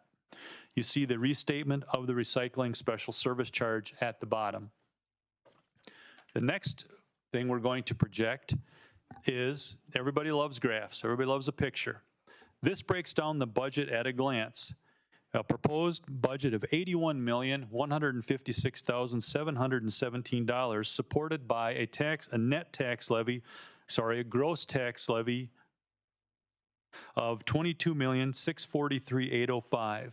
Meaning that 27.9% of the operations of the budget of the county come from property taxes. Roughly 25%, quite a large percentage comes from sales tax. So we're somewhere around 45% of the operating budget of the county revenue side comes from property taxes and sales tax. I'm sorry, that is incorrect. The 27.90 is the net percentage of the 22 million versus the 81 million. The graphs are interesting. When you look at Barron County, like any other county, the big three dominate the expenditure side: the sheriff, Health and Human Services, and highway. Except we have the big four. You throw in waste to energy. So 69% of all expenditures of the county fall in those four categories. 63% fall in the sheriff, Health and Human Services, and highway funds. Now, the tax levy is split up quite differently because the sheriff doesn't generate revenue. So roughly 31% of our levy goes to fund the Sheriff's Department, 26% to Health and Human Services, and only 15% to Highway, and 7% to the general funds, and the rest is broken down with some contingency and capital improvements. Capital improvements typically continues to be the smallest proportion of the revenue stream of the county. All right, breaking down costs even further, we now get into the summary tax allocation. This builds, each one of these documents builds back to the financing resolution. And you can see, going back to the financing resolution, the $22,643,805 is on the side over there. But that also goes back to the application of revenues. You'll see that there's 40 million under what the executive committee recommended. $40,982,665 would be total expenditures of the county, except we offset those with revenues, bringing us down to $22,022,702. Add in the library, you get $22,643,805. So that falls right back to both the published budget and the financing resolution. We then explain that we get to raise the levy $104,132, 0.46. Sorry, the dollar change from last year is $104,132, a 0.46%. We will have our fund balance at 31% at the end of the year as a result of the 2.5 million short-term borrowing from Sterling Bank. Our net new construction was 1.5% versus, as I said, a 9% increase in equalized value, so we can raise the levy $309,197. We then follow with the equalized valuation less the TID and the library valuation. We are not allowed to assess property taxes on the TIFs or TIDs until they come out of the TIF or TIDs, depending on how long they're in, from 15 to 27 years. No need to go through the bottom of that. I've restated that once before. Now, the next document that we get into, document number, explanation of fund balance. This explains where we want our fund balance to be at 31%. This is on the right-hand column. Jody lays out very expertly, I might add, our audited balance, our revenues, our commitments, reserved, and expenditures. That gets us to $10,014,648. We have taken $1,936,429 out of fund balance for the 3 projects listed that are capital projects. That 1.9 is backfilled with the borrowing from Sterling Bank, which gets us up to $10,078,219, which is 39%, but we're assigning fund balance to reduce that to 31%. $2,116,653 will give us an estimated unassigned fund balance of $7,961,566, or 31% of the general projected or the general fund expenditures. We have a policy in this, very critical to understand, of keeping our unassigned fund balance between 25 and 33% as a measure of liquidity if and or when we go out for public borrowing, if it's so desired to do the Sally Port. Now, we get on to our personnel costs. We've broken it down this way for many years. You'll see that on the far left-hand side is the total costs for these positions and the new tax levy, where they're funded from, and reallocating a reallocation of funds. Total requests would be $294,685, $136,719 on the levy. And reallocation of funds, you can see that the recycling center, waste to energy, they are not on the levy. We're combining some ones, and then the court security officer, which is actually the door security officer at the Justice Center, $122,778. Continuing on, we have the supplement. This is our contingency fund. Item number 7 on that page. Item number 7 will go down the column that the executive committee approved. We have contingencies at $100,000. These are pure contingencies. Employee payouts, retirements, and resignations. When an employee would retire or resign, they're paid out for their accrued vacation and 1/2 of their sick leave if they've met the criteria for that payout. I believe it's after 5 years of service. We do have people that change health insurance plans. We always budget $75,000 because somebody may go from a single plan to a family plan or back, and we want to have money to cover that and not take that out of a departmental budget. Our health insurance increases, $233,583. That ties back to exactly a number I gave you in our detailed spreadsheets. So we'll pay for part of that out of the tax levy, and part of it will come out of the self-funded health insurance. Projecting a 3.5% increase in COLA. Recently attended a seminar of Essentia, which is one of the largest HR people in the United States, and 3.5 to over 4 is the standard right now for pay raises. You will see our McGrath study at 10,000, and then reducing or keeping positions open where we can for 175,000 to save money. Then we get into the detail of the very details by account number of the revenues and expenditures of the county. I am not going to go through that. We are not going to read those line items. Continuing on to item number 11 on the agenda of the county board. 11A, borrowings and capital improvements. Those have been taken care of by the $2.5 million short-term loan from Sterling Bank.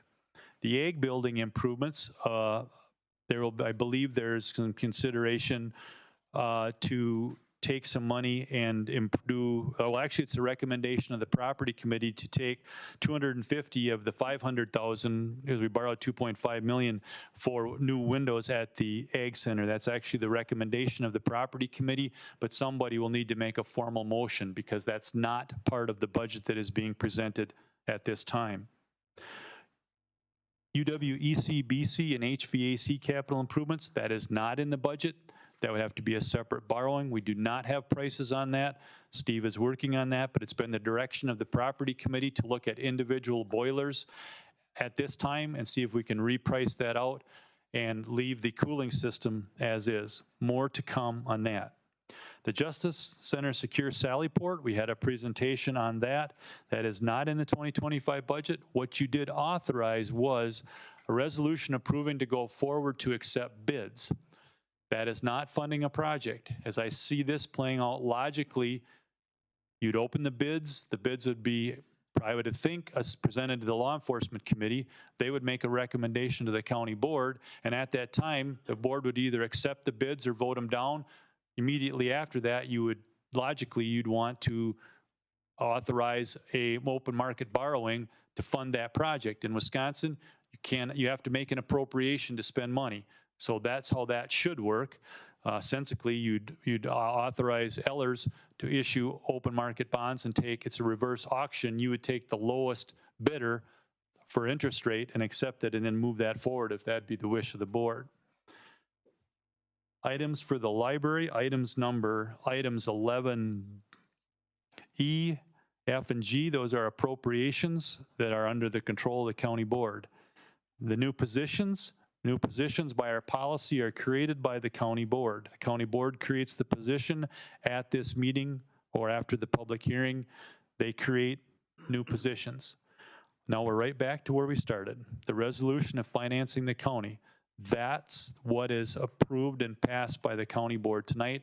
All of the other things support that resolution, and as I've tried to explain that. So, Mr. Chairman, that is what I have. I've covered all of the things in this budget except going line by line, and unless you direct me, I have no intention of doing so. No, we're not going to do that. Thank you. Thank you, I'm done. Okay, good job, Jeff. Okay, the next thing will be the comments from the public. And before we start, in our board policy, when you come to the regular meeting, you're limited to 3 minutes. We're going to do that here, try to limit it to 3 minutes. We'll put it up on the screen. But I'm not going to cut you off if you go past the 3 minutes, as long as they're relevant to what we're talking about and you're not repeating issues that other people have already addressed. And I would like to say, on behalf of me, and I know a lot of the other supervisors, the emails that we received were very polite and civil. They were knowledgeable. They contained good information. So I thank you for the citizens and the people that sent those emails. You did a great job. Okay, now to public comment. I'd like to come up to the podium in the middle after I say your name. Just say your name and address, and we'll go from there. The first one will be Russell Renzig.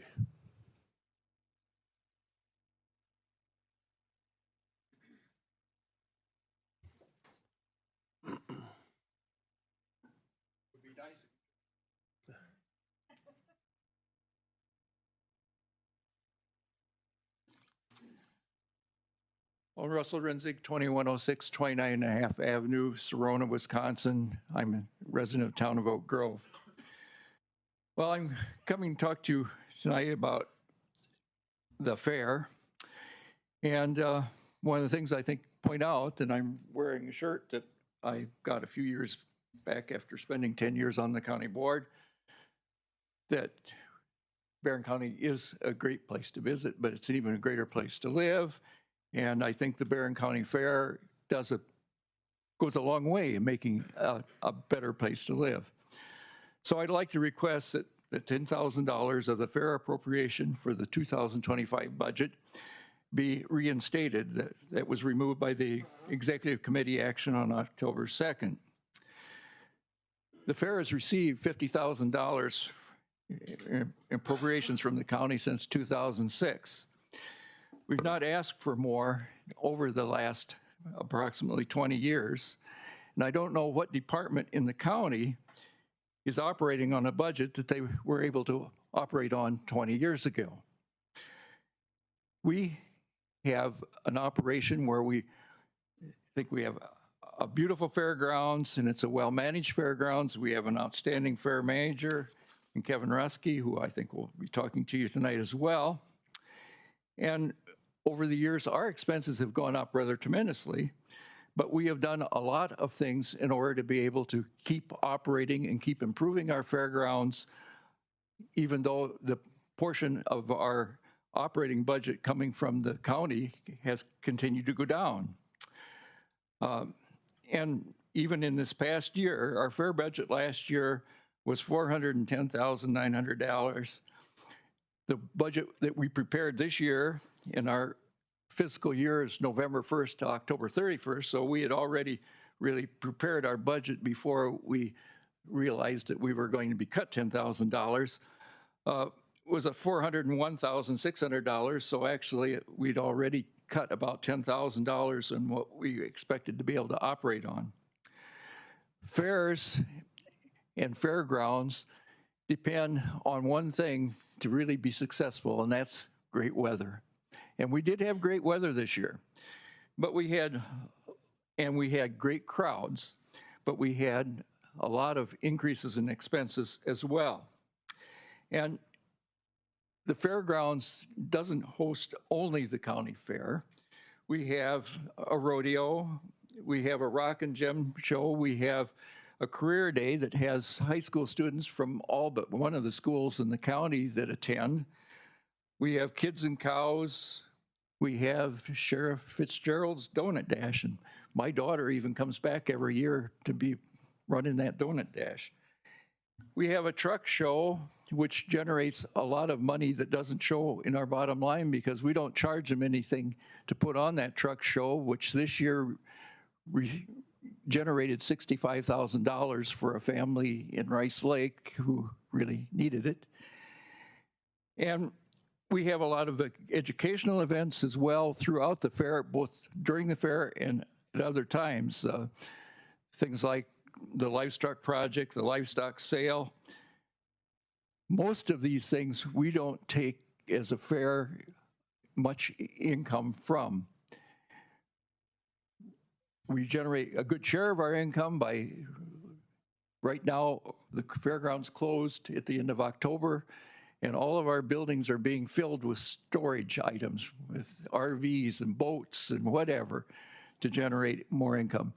And even during the fair season, we have horses being boarded at the fair, a large number of racehorses who race over in the Twin Cities, and then also on our fairgrounds that generate income. So we do whatever we can to make enough money to keep that fair going, to improve the fair, and to make it more attractive and a safer operation as well.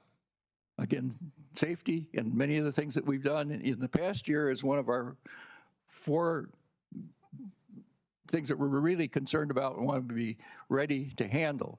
We have a situation now where if we would have a problem with the grandstand, that we can move the people out of that grandstand and off the fairgrounds even in a quite rapid manner because of a system of gates and so on that we've developed during the past year. So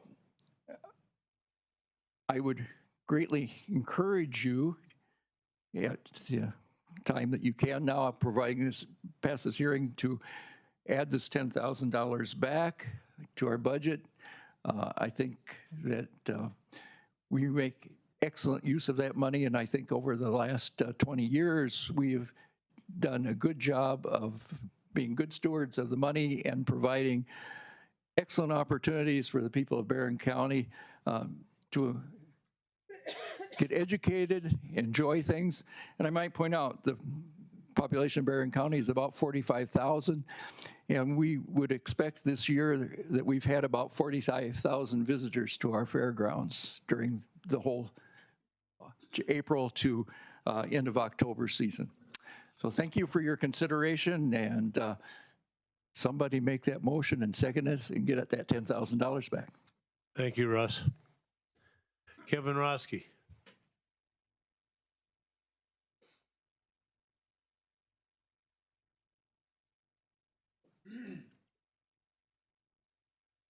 Kevin Roski, 688 13th Street, Hillsdale. County fairs are more than just a yearly event. They are a chance for community building and leadership development opportunities. They are family traditions. They are a gathering place. No matter why you are there, sparks joy around no other event in our county. At the 2024 Barron County Fair, we did a survey. For the first year, we got 100 and some people, a few over 100 people to respond. 8.7% were not local people that responded to our survey. Of them people, how far did you travel, we asked them. 37% of the people traveled 50 to 100 miles. 37% of the people that answered traveled 100 to 150 miles. 12% traveled 150 to 200 miles. And 12% traveled more than 200 miles. Still not local. How much money did you spend outside the fair? Gas, travel, lodging, meals, and supplies. 37% of the people that answered us that were not local, over $300. 12.5%, $150 to $300. 25%, $25 to $75, and 25% was $0 to $25. Not local. Did you stay in a motel? 25% of the people that were not local answered yes. Fairgoers local to Barron County. How much money did you spend locally outside the fair so you could attend or exhibit at the fair? 15% of the people that answered were over $300, 15% between $150 to $300. 9.5%, 75 to 150, 15%, 25 to 75, 40%, $0 to $25.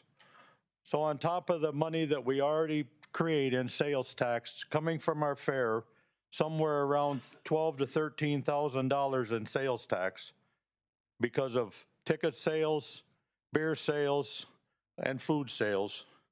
We have all this other money being spent in our county. I remind you, this is only the fair. It doesn't take into consideration any other events as the rodeo, truck show, just to name a few. Ladies and gentlemen, all the meetings we attend during the fair, during the year, Barron County Fair is the example. We are number one. We are this way because of the support we receive from the county board and our supporters in our county. When we ever go to a meeting, all we hear about is controversy during fairs. Russ and I can sit at these meetings and shake our head. Nope, we don't have that here in Barron County because everybody works together. My biggest concern is where will this stop? If we lose some support from the county board, will it trickle down effect through the rest of our supporters?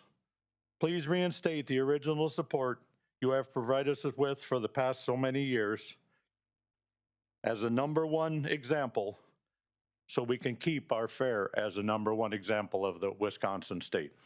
Thank you. Thank you, Kevin. Okay, Bev Chandler?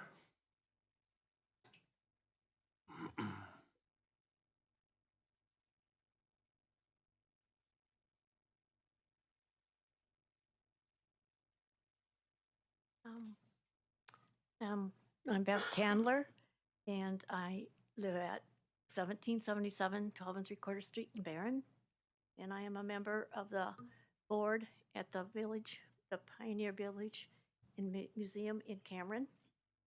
And we would like our $10,000 also reinstated. We do a lot of stuff over there. One of the things that we do is we have a lot of educational opportunities for children of the area, not just Barron County, but also we have student tours from as far away as Altoona and other areas. And this year we had over 2,000 students show up. And we also noticed a trend in that we have a lot more homeschoolers that are coming for these days. We also have day camps. We added 1 day camp, so we are now up to 5 day camps per year. And that services about 75 children. And it takes a lot of energy from our volunteers to put these things on, and the kids seem to enjoy them. I know my grandchildren have gone now for 2 years, and they're looking forward again to next year. We had a Flint Napper this last year, and she held those kids' attention for over 2 hours. And that's not something they're going to get in school. It's something that is very unusual, and we try to bring things in that keep them interested. And it's also very expensive to keep things in repair. Another thing we did there was we were teaching the kids how to sew on treadle machines. We have quite a number of treadle machines. They are not all working, and we have to do maintenance and upkeep on all these treadle machines. And then Tammy has more stuff to say too, but we have a lot of volunteers that take care of all this, and I don't know what else to say. Thank you. Thank you, Bev. Okay, Tammy Schultz? Hi, I'm Tammy Schutz, and I live at 390 23rd and 3/4 Street, Chautauqua, Sioux Creek Township. I'm the director at the Pioneer Village Museum. I'm also asking that you reinstate the appropriation that we have been receiving from the county back to the original amount. I know you're budgeting for millions of dollars, and $10,000 probably seems pretty trivial, but to us, it's not trivial at all. We have over 40 buildings there, and there's a lot of maintenance involved. That's probably one of our biggest expenses. This year, probably more so than most. We have had service out on the HVC system in Jerome Hall 3 times this year, and we need to replace it with a commercial system, which before it's just been residential. We're getting some bids on that right now. I'm not sure what the cost is going to be, but I've heard estimates of like $25,000 to $35,000, which is going to be a real stretch for us. We, in the last 10 years since I've been there, I can't speak for what happened before that, but our budget was around 120 at that time, and now we're at 250. So we've already been doing everything we can to raise more money so that we can offer more programs and serve more people.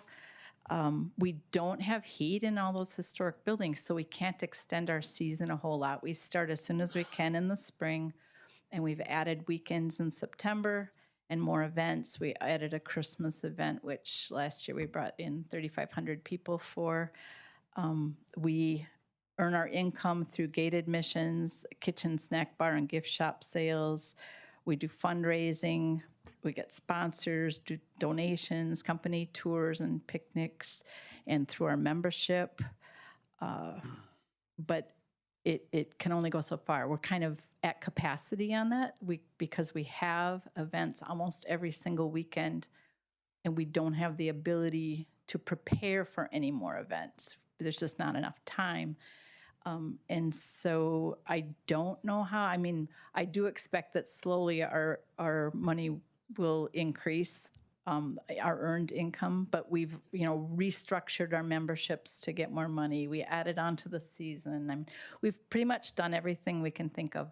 All the money that we get from the county board goes into our general fund. General fund is strictly for meeting the expenses of the museum. I've heard people say that they think that we want this money to put towards the new building that we're fundraising for, but that's as far from the truth as you can get. It's strictly for operations, programming. And we do everything we can to be good stewards of any money that's entrusted to us. We repurpose, reuse, use it up. We use volunteer hours. We get about 15,000 volunteer hours in a year, which that's a heck of a lot of hours. And I just don't know what else we can do to expand on that. And I want to point out to you how important history actually is to any community, because history nurtures our identities, our personal and our collective identities. It teaches vital skills. It is a foundation for strong, vibrant communities. And it's a catalyst for economic growth. I know they talked about at the fair bringing in people from out of the area.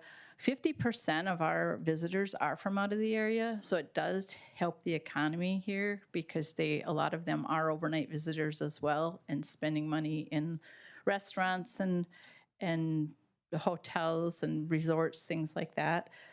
A lot of the visitors are here on vacation, so they're staying in hotels.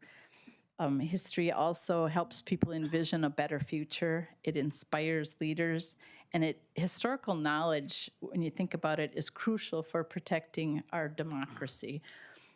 So it is important. What we do is important. We are providing a lot of services, and really ask that you do reinstate that $10,000. Thank you. Thank you, Tammy. Eric Thorson.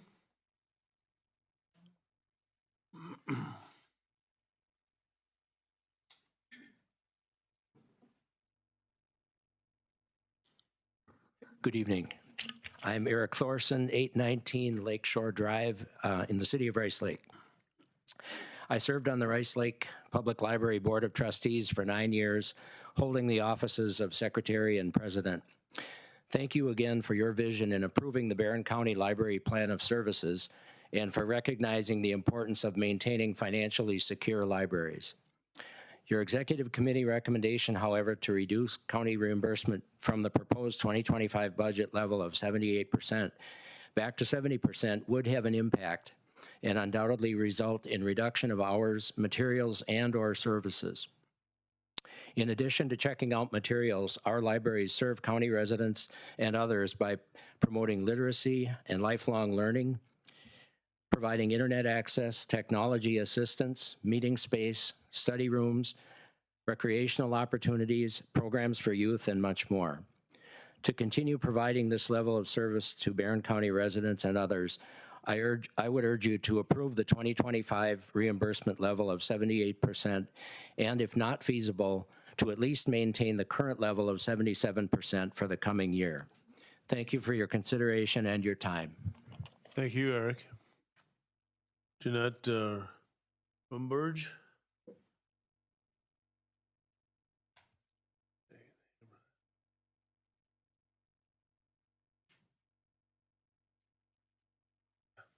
Hi, Jeanette Rydberg, 890 4th Avenue, Cumberland, Wisconsin. And I'm here to speak to the proposed reduction of funding for libraries of Barron County.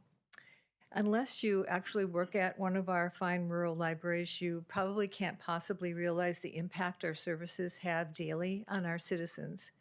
I know because I do work at a library. I work at the Thomas St. Angelo Public Library of Cumberland. I've worked there for 8 years, and every day I am reminded of how our library provides services that no other entity in our community can. Open 6 days a week, mornings, evenings, Saturdays, so no matter what shift you work, you can find a time to come to the library. Our services are free. The library is a great equalizer, welcoming anyone and everyone who wishes to enter. In the 2020 to 2025 strategic plan for Barron County, one of the weaknesses identified was broadband coverage. And an identified threat in your plan is lack of mental health resources. Libraries provide free Wi-Fi, resources for employment, education, and entertainment. The library provides free use of computers, printers, fax, and technology classes. Mothers, fathers, grandparents attend Baby and Me and Story Times for socialization and literacy experiences for their families. And all these services speak to mental health, being able to come to a safe place to recharge, learn, and relax. I mentioned I've worked at the Thomas St. Angelo Public Library for 8 years, and coincidentally, that's the level of funding you propose to take us back to. And with inflation, you're really setting us back even further. I believe that the dollars you propose to cut cannot be transferred to other departments, so I question the motivation, reducing services that are identified as strategic. So please instead keep the current level of funding or increase it. Represent the people who live in your districts, help them help themselves with vibrant library services and opportunities to learn. Thank you for this opportunity. Thank you, Jeanette. Rachel Thomas.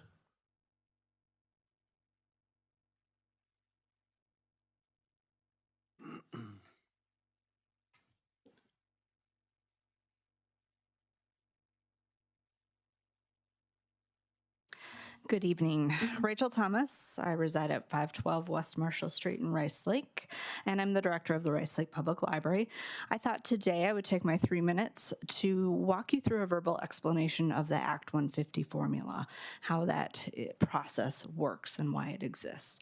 The 2025 reimbursement request is for costs that were incurred in the year 2023.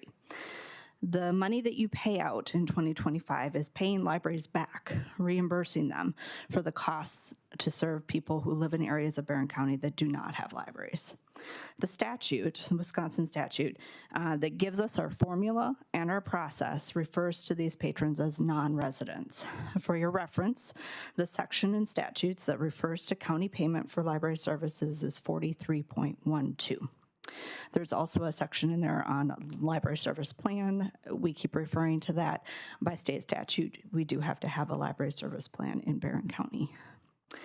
We take an entire year of statistics. In this case, what we're talking about tonight, we took a look at 2023. We looked at all of our expenditures for the year, and this is operational expenditures, does not include any capital expenditures, only operational. We take and we add up all of those expenditures. And then we also look at our circulation for the year. We take all of our checkouts and renewals for the year. We divide our expenditures by the circulation, and we determine a unit cost. That unit cost is something that's in your budget packet. It's in the budget tax summary. That is the price per item checkout is how you can think of that. We then look at the circulation of all of the non-residents in Barron County. These are the residents that use our libraries but don't have a library where they live. So they're not paying like a city tax to go towards their library. The non-residents are the patrons we serve that do not have libraries where they live. We multiply the non-resident circulations by the unit cost. And that gives us the entire cost to serve Barron County non-residents during the year. This cost is what we request from Barron County as our Act 150 reimbursement request. Barron County serves as the go-between for libraries and taxpayers. We give you the cost to serve the patrons.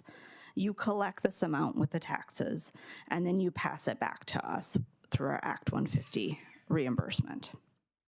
The amount changes year to year because expenditures and circulation can fluctuate at libraries.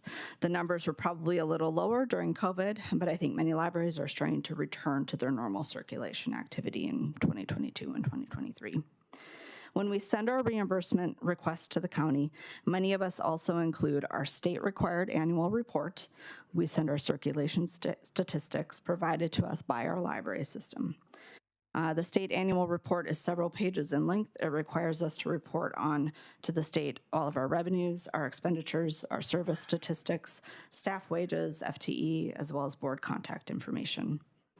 I'll end this because I've wrapped up my time, but I hope that this verbal explanation kind of helps give a little bit more context to the thing that you are voting on tonight. Thank you. Thank you, Rachel. David Evenson?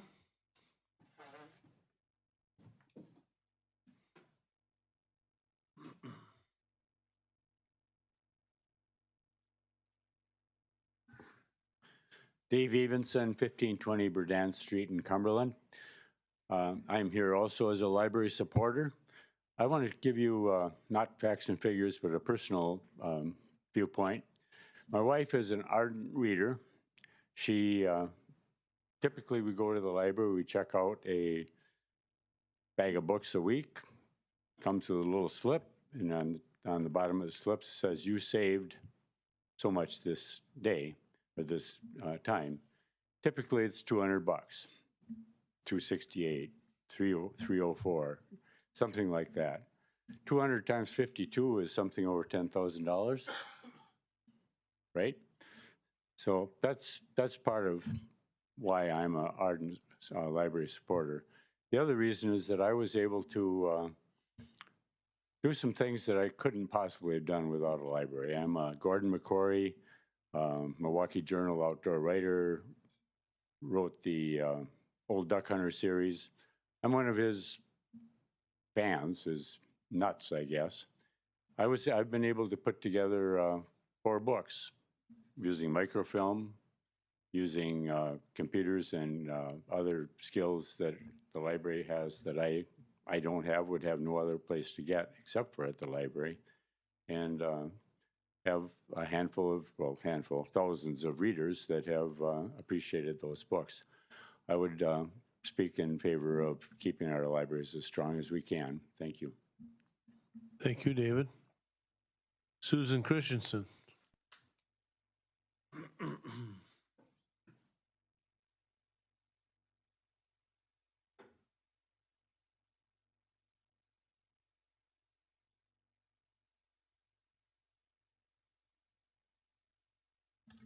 Not quite as tall here.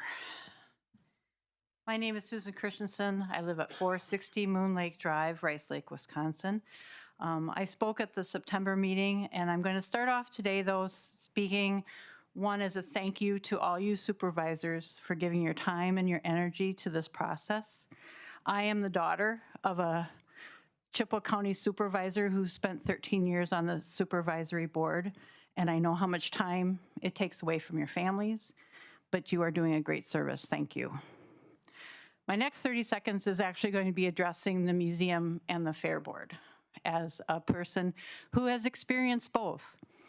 Going back in history, I was a 3rd grade teacher at New Auburn School, and we would take our 3rd graders to the museum to give them a day field trip to experience Barron County history. Barron is very special that they have a museum that has maintained their history and added on to it. I don't know of too many other places that have a museum that curates the county's history at a place like that. I will put a plug in, though, if you would like to hear about the Welcome Center that they are raising money and getting grants for. You can come to the Barron Public Library November 21st and hear Mark Doberfold and John Mitchell speak. So you're quite welcome to come to hear about that and to learn more about the museum itself, too. I also would like to speak on the fair. I have 4 children that showed at the fair. I have 2 grandchildren that have showed at the fair.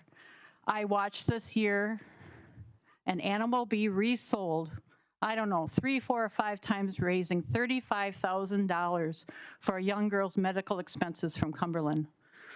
I was at the truck show for the first time in person this year. I have watched it on Facebook before.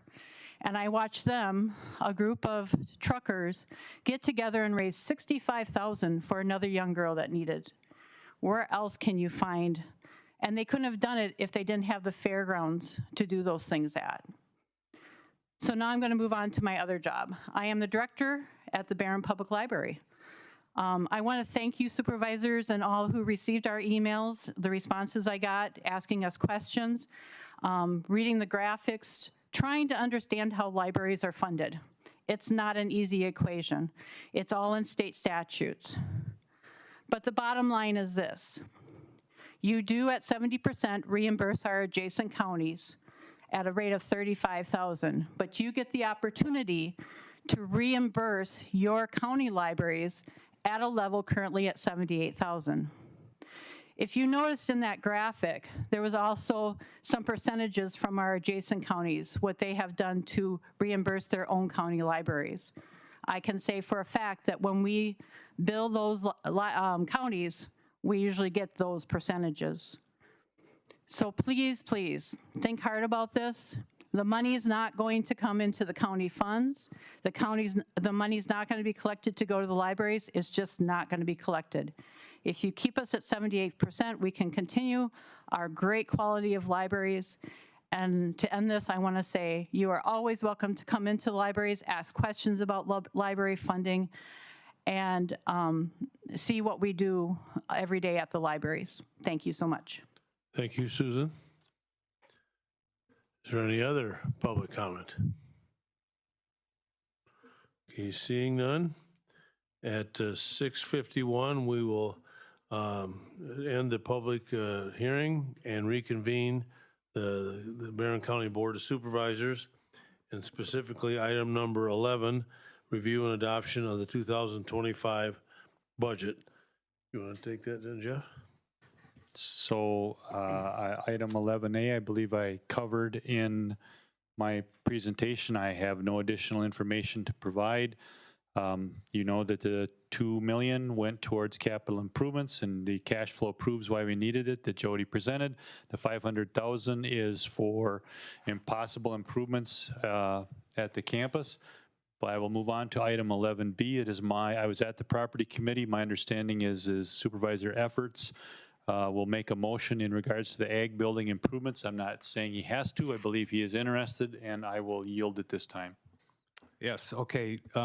Mr. Chairman, I would like to make a motion to support the Property Committee's motion of October 4th that $250,000 of the $2.5 million borrowing from Sterling Bank be encumbered into the 2025 Capital Improvement Fund for the purpose of new windows and new window panels at the Agriculture Building on the west side of the Government Center, with $25,000 included as a contingency.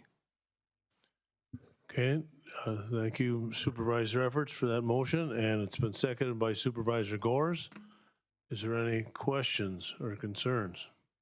I have one. Supervisor Cook. Do we know what those windows are going to cost? It was estimated at $500,000? No, it was estimated at $225,000. Steve Olson presented that to the property committee. The property committee wanted to add a 10% contingency. All right. Supervisor Olson. Just a clarification, what we have a motion on has to do with item A, and I think we're talking about item B. No, I said we were going on to item B. It is item B. Yes, but it says A on our. Yeah. There's no motion on item A. There's nothing to present. So I messed up our clerk.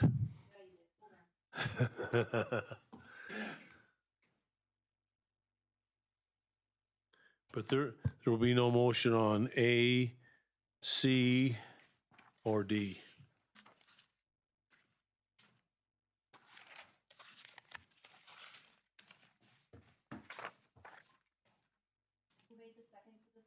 Supervisor Gores. Yeah, and they're on B right now, 11B.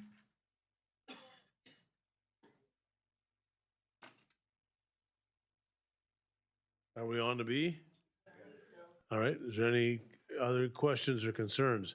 Just to summarize again, we borrowed $2,500,000 from Sterling Bank, $2 million to replenish the general fund for the expenditures we've already expended, and then $500,000 was for the campus for heating and cooling up there. But the property committee thought, we're investigating the things at the campus. We don't know what the final numbers are going to be or what other buildings may be occupied by some other entity. So the property committee said, well, that is a valuable asset. The ag building, which is connected to this building, which is on the same heating system, I believe. And so it's an asset to this building as well as Barron County, and we don't want to have it fall in disrepair, and we'll recoup some of that in heating costs because I think they're single pane windows. Supervisor Hanson. Do we get any rent, or is that just a service we provide? We get rent. We get rent. Any other questions? If not, let's vote on, a yes vote will be, say you want to take $250,000 of the $2.5 million for the ag building.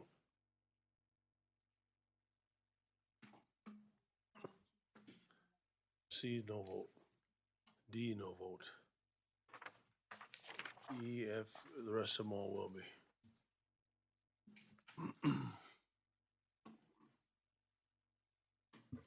Okay, that passed by a majority of members, 26 yes and 3 absent. The Supervisor Schradel is now absent. May I continue? Sure. Item 11C for everyone in attendance. The only comment that I have there is the $250,000 that is now remaining of the $2,500,000 will be used for that purpose as directed by the property committee. Steve thinks that we can do boilers one at a time. As you know, the break in the HVAC line is just north of well, if you walked around recently, you know that it's just north of the Fine Arts Building. That's where we'd start and see what we can do. As Steve told the committee, his idea would be to have the cooling stay as it is. Basically, we're gonna eat the elephant one bite at a time. 11D, the Justice Center Secure Sally Port, you've made a decision on that. Items E through H, those are appropriations and decisions by the board. I have no comment on that, but ultimately, any changes on going down to item 11I, any changes in here will come out of the fund balance other than the new positions, which are already budgeted. If you make anything on the library budget, whatever the change is, we will make this change over here. But if museum or fair, any change will come out of fund balance for this year. Okay, so we're on to item number 11E in the library budget. I'll do a little talking here. Just so you know, I was on the IFLS board at one time, and I was on two of the library committees that reconvene every 5 years. So 8 years ago, we were at 70%, and so 8 years ago, we decided for the next 5 years, we'll give them 1%, which got us up to the 75. Then 3 years ago, a committee met again, and we decided to go 1% a year, and that would entail 77% this year and 78% in the year 2025. And as they did point out, that this does not, if we save this money, approximately $67,000, it will not be able to be used in other county departments. It will just lessen the tax to the Barron County taxpayers, but I don't believe it amounts to much money per taxpayer. So I guess at this point, right now, if we don't do anything, that approximately $67,000 and the percentage reimbursement to the libraries will go from 78% to 70% in 2025. If you want that to be reinstated or changed in any way from not being at 70%, I need to hear from you. Motion by Supervisor Rogers. You want? Okay, go. Okay, that's right. You better. I guess we're going to have to go a little verbal here for.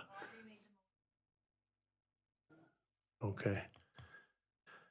Do you want to talk, Bob, or are you looking at a motion? The motion that's before the board right now is strictly with respect to libraries. Each one is going to be separate, just the Okay. libraries. Okay, and so Supervisor Guslick made a motion. What is that motion? I would like to make a motion to amend the budget to increase the funding to 78% by virtue of the agreement that the county board signed 3 years ago. And Supervisor Hanson, are you seconding that? Yes. Okay. Correct. For the libraries. Supervisor McCready. I don't need to speak with that proposal. Okay. Supervisor Patty Anderson. I did a lot of research. I met with 3 of the librarians because I didn't understand the Act 50. And I definitely agree now with 78%, but I was on the 5-year plan committee and we did authorize 1% for 5 years. And so that would bring us up to 80% in 2 more years. And then my feeling is that because we made that obligation to them and we passed it, why would we take it away from them? And I spent 2 hours at Cumberland Library learning all the different things that they do and how much more than just checking out a book. It was amazing to me. And so I took away from talking to Rachel also, and I read every one of the letters, and I went back and read the 5-year plan also. And I came away with the little adage about you give a man a fish for one day he eats, but you teach a man to fish. No, you give him a fish and he eats that day, and then you teach him how to fish and he can eat forever. And so I think a lot of the programs at the libraries are doing this for people, and it's not just checking out books. And so I would like to see, and I know there's a motion on the floor, but I would like to see us stay with what we promised and we voted on 3 years ago, and then the next 5-year plan, if it has to stay at 80%, that gives the libraries time to, and I don't like the word cut because that sounds awful. I think readjusting is a word, and that might give them time to do that. And also, Mr. Carnegie had a similar feeling that I did when I came out of the library of what a library means to people. Truthfully, I only go to check out a book when I need one to follow up on something that I don't have at home. But, and I know, I also read through the 5-year plan, and the vision statement said that, Barron County shall continue to promote equitably and adequately funded libraries which provide equitable access to library services for all residents of Barron County through the cooperative efforts and involved units of the government. Also, I read through all the goals and objectives, and I believe that every one of those were met. And so that's the reason why I came up with the reason that I think we should keep it at the 5-year plan and let them readjust or make decisions at the end of the 5-year plan. Just so you know, the process with the 5-year plan will, unless, we do this again next year, they will go to 79% in 2026 and 80% in 2027, and then there'll be another reconvening of the committee. Right, and this is just a question I have for you maybe. If we take it away or take it back, what does that tell the taxpayers and other people that we made a decision 3 years ago? And are we going to take something back another time? I mean, can the taxpayers depend on us for hearing what they're saying and doing what our people want us to do? I spent a lot of hours on this. I can't answer it myself personally, but yeah, I hear exactly what you said. And the motion, and there's a second to keep the current plan going. So, Supervisor Olson. I support putting this back in the budget, but I have a question. And I just thought of this as Patty was talking. If this board set the commitment to raise it to up to 80%, why was the executive committee allowed to take it out of the budget? Shouldn't that have been our decision? It actually, the executive's allowed to address it, and it is your decision. We made that recommendation to the board. Doesn't seem like a recommendation when it's taken out of the budget and we have to vote to put it back in. I guess that's my point is they could make a recommendation that we should take it out, but we should make that vote, not to put it back in. Just to try to clarify. But I think that's the process. The executive recommends their budget, and you may not agree with it, but that's kind of the way the process is right now. Supervisor Rogers. Yeah, I'm in favor of restoring the funding for the libraries as well. I served on the Chautauqua Library Board for one meeting until I found out that it was illegal for us to appoint more than one county board representative to the library boards. But that one meeting was meaningful, I have to say that, and I've regularly gone to our library. I'm well aware of the many, many things that they have done for the citizens of Barron County. I am one of those who lives outside of the of a incorporated area, and I've benefited, and we need to put this funding back. Supervisor McGrady, do you have another question, or is there a button you got to push? Okay, you did it, thank you.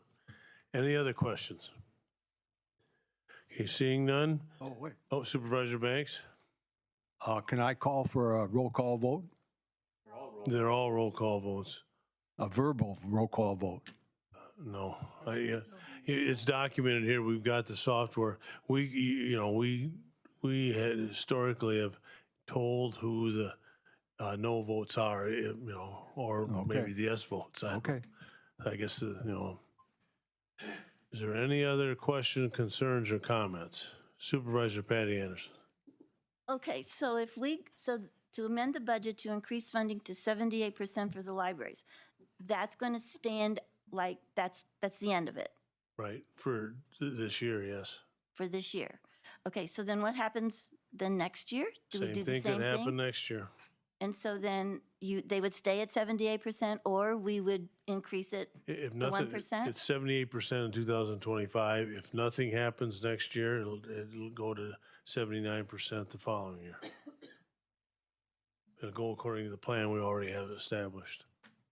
Okay, so I just want to make sure, because what I want to vote for is the plan would go forward for the 2 years? That isn't actually the plan you're voting for. Your plan, you're basically saying, I want to reinstate this year's library allocation at 78%, barring no changes or nothing said. The plan we already have in place will take it to 79% the following year. Okay, that's all I need, clarification. Education is my number one thing. Thank you. Supervisor Banks. Some counties allocate 100% of that money to their local libraries. So by going back to 70% would, I think, not be a good idea for the county of Barron. I think Eau Claire is 100%, and I've heard that others are too. The information that was disseminated by the people on emails did a good job at giving us that information. Supervisor Cook. Yeah, I think to answer Patty's question, I think the good thing that comes out of this, obviously the exec committee unanimously made that decision. But this is, oh, we had one dissent, I'm sorry. Oh, two? Okay, I lied, 2% dissent. But my point being is that this is how democracy works. And I think that when people take the time and interest to attend these meetings, I'd like to see this more on other issues as well. To answer Patty's question, going forward, I'm fully committed to riding out to 80%. I wouldn't mess with this next year or the following year. I mean, and in a large part, based on the time and energy and effort that people put into it and people spoke up for it. So, yeah, that's all I got to say. And that's true with every issue that we have in front of us. I don't care if it's the fair, I don't care if it's the museum, or it's the highway department. I mean, I wish you guys would have showed up for the highway department, but I was not on here. Any other questions? All right, seeing none, a yes vote will reinstate that to 78%. Let's vote.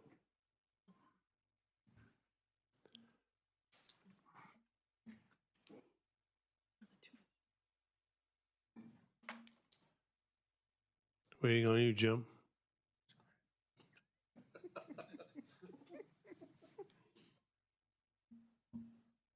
All right, passed by a majority, 26 yes and 3 absent. So thank you, everybody.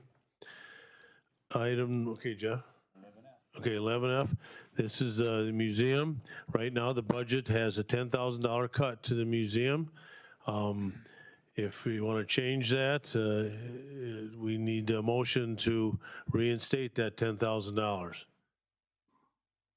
Motion by Supervisor Rogers, second by Supervisor Hanson, and I assume that's to reinstate that museum budget, the $10,000 back in there that we took.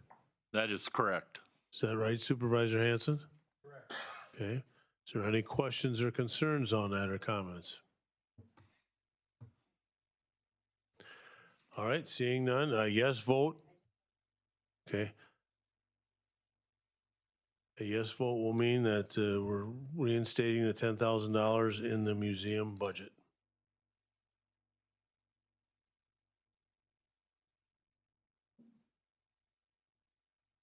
Yeah, we're ready to vote.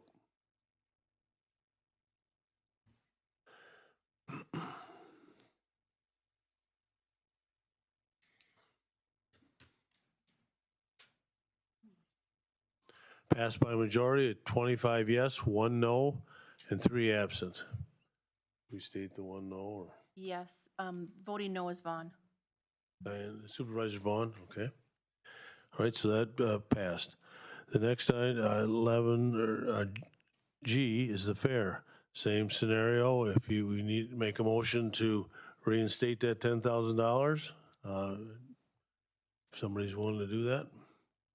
Motion by Supervisor Nelson, second by Supervisor Banks. Is that to reinstate the $10,000? Okay. John, the same with you? Supervisor Banks, reinstate. Any questions or concerns on that? Supervisor Patty Anderson. Okay, I did some research on this too. And an appropriation, it said in our glossary of budget of terms, that is generally made for a fixed amount and are granted for a 1-year period. So do you have to request it each year, or is it just automatically given? And I'm not against the fair. I was so happy how the quilts were displayed this year instead of being in little bags. But I just wanted to know if that was correct. It's an appropriation. Right, and so, but it says in our glossary here that you gave us, that it's for a 1-year period. Correct. Okay. Every You year only is part budget of the for a budget year. process. So do they have to ask for it every year, or do They we? typically send me a letter. Okay, Yes. okay, all right, and so, Well, I don't know if they send me a letter, but usually I talk to Mr. Roski. He usually calls me on the phone or sends me an email and wants to know what his appropriation is, and it started with keeping it at 50,000. And we do it every year, and Yeah, we and can't, if your mind is thinking we vote for Cannot. next year's, you can't vote can't. next year. no, I just, because, again, I read through everything that I could get my hands on, and so, anyway, okay, that's all I needed to know.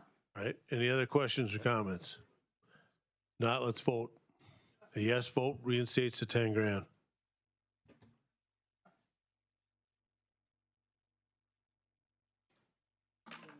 That passed by a majority of votes, 25 yes, 1 no, and 3 absent.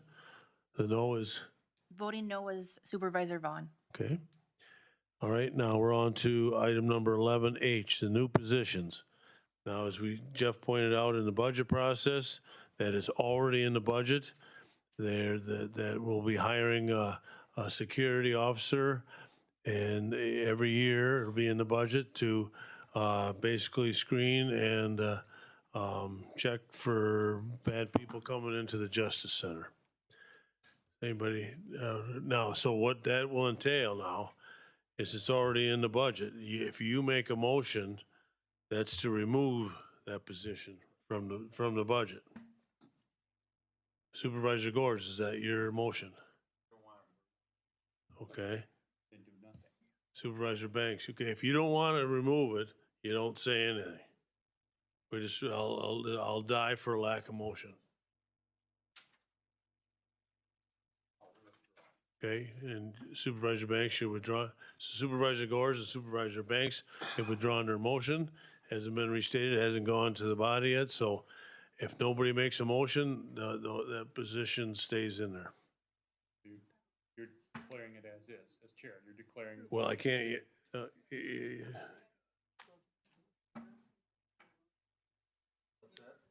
something's happening funny on my screen too.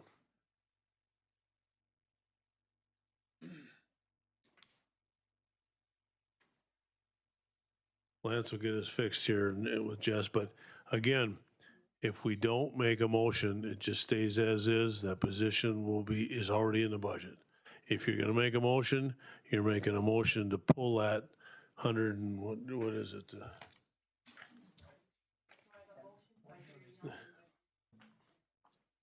Yeah, mine doesn't show up that way. $122,778. Emotion. Okay. It's because she.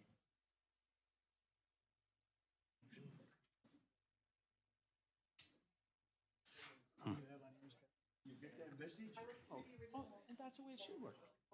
That's the way it should work, right there. I'm not touching it again.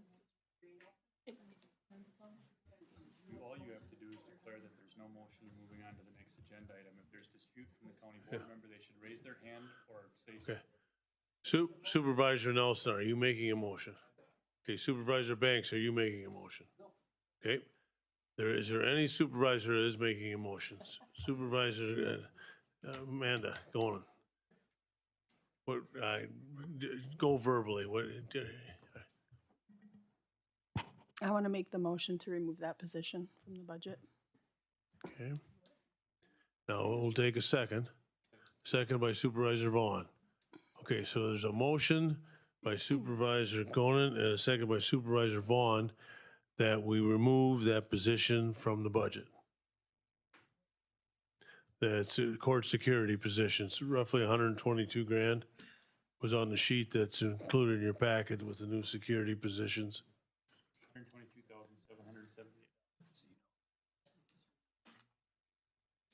Yes, yeah, yep. Amanda and then Diane.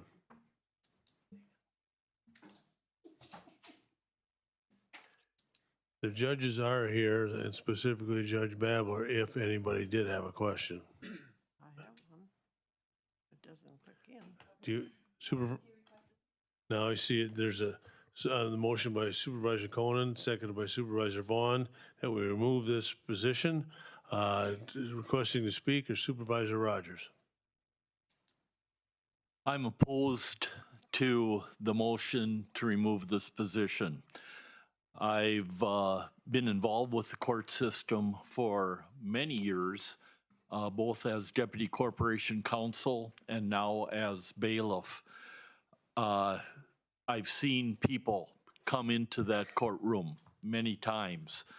I have oftentimes felt very uncomfortable, and I'm concerned with the safety of not only the employees out there, but just as importantly, the safety of the public that utilizes the court system, comes there, and expects to be safe when they come into the courtroom. We've got a metal detector right now that rarely, if ever, gets used. The climate in this country right now, all you have to do is read the papers, and you know that there's danger that is around virtually any corner, and it can happen at any time. I know that this is an expensive thing to have this position staffed and funded year after year, but we have to start somewhere to make this county safer and the building safer. Who knows, maybe we'll have the same issue come up for this building at some point in time, but we need to start somewhere. So I'm opposed to the motion. Okay, Supervisor Mosentein. Is there any law for this given by the state or the police or anything that we should have someone there? Judge, I believe that in the study, they recommended that somebody be there, did they not? there's no mandate for any screening. Supervisor McCready. I'm in the same boat as Supervisor Rogers, that I do believe that the court system does need to have security right there on scene. Yes, I agree that the law enforcement officers are close by, the jail is close by, but close by is not good enough. Close by isn't going to get the person who is coming to court, who is, for lack of better terms, hopped up on drugs and not thinking clearly, and they're going to have a judge tell them that they're going to spend time in jail.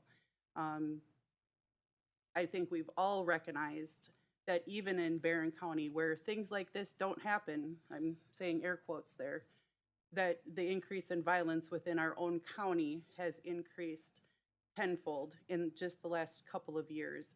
And with the increasing mental health epidemic within our state, within our country, that's only going to continue to get worse. And keeping these public service employees safe would be one of my priorities. Supervisor Vaughn. Yes, I was at the executive committee when this was discussed, and I just wanted to bring up a couple of the items that were brought up there. First, there's already quite a high level of security throughout that building. There's bulletproof glass. The area to get into the judges' chambers is very secure, and I believe maybe all the time, and maybe that's not quite right, but most of the time there's an officer already in the courtroom. They also mentioned that there's concern about if we already have security there, we have zero security here at this building. And so when there's already security there, why would we not add some here if we're going to add some somewhere? Just another thought there to keep these employees safe as well. And then lastly, it may be mandated, I believe was what I heard, that it may be mandated within the next year or two, or I don't know exactly where, but if we already have it and we're funded, we may not get the money for that position if we already have that position. That's a good point, but I've been told by the judge, and the judges, that even if it is mandated, they may not fund it anyway. But otherwise, your point is good. Jeff's also on the Supreme Court. I just want to clarify, if I may, Supervisor Vaughn. I want to clarify for everyone, there's no bulletproof glass at the Justice Center. What may be confusing is there's $90,000 in this year's capital improvement, capital outlay plan to install bulletproof glass. And I also want to clarify, I've discussed this with Wisconsin Counties Association. I want to be very careful the words I use here. The state Supreme Court does not give mandates. They give directives. And Supervisor Rogers mentioned it. You know, if we had enough money, we'd cover all the buildings, but we don't have enough money. So his comment was that we start somewhere. So Supervisor Conan. Yeah, I guess there hasn't been a lot of discussion about this, so I would like to hear other options. Is there anything we can do to make it more secure? Like we're adding is this in the government center? Right. You know, I would hope that, you know, we have a deputy director there at the court system already. Maybe between the two, you know, if there's new ones approved and we have that one, maybe we get some more coverage over here. Sheriff, you bet. If the judge can chime in also. This originally started, that's a good question. That's originally started, Judge Babler, along with District Attorney Brian Wright and Sharon from the Clerk of Courts, put in the budget for some bulletproof glass. At that time, that was last year's budget when we were standing here. At that time, I thought we don't want to do both. We don't want to put bulletproof glass in and a person. It was my recommendation to the Law Enforcement Committee in January, after I learned about this, that we look at this position rather than spending $90,000 on something and maybe being directed to or that. So that's where this position actually, when I met with Judge Babler, saying, I don't think we should do both. Because the bulletproof glass doesn't protect the walls. It doesn't protect the doorways. It doesn't protect the windows and the doors. It's not the foolproof thing. Putting a person at the door is, why it's not foolproof. It's never foolproof, but if we're in the room, it's a lot better than bulletproof glass. So that's where the discussion came from, the $90,000 for the position. And Judge, if you want to add anything to that, that's where the discussion started and why this position came about to my law enforcement committee in January because I didn't want that spent. And I think there may be some confusion. There's bulletproof glass, but it's at the highway department. Okay? And so we have none for our staff. I just want to tell you, there were 2 studies, one in 2005 by the United States Marshal Service. They came and did a free study. They said this is the best building they've ever seen built, but it has no screening. So you can have the best building in the world, but if you have no screening, there's no safety. All right? So then in 2023, well, it's almost 2 years ago now, the Supreme Court Marshal came and she does the surveys again.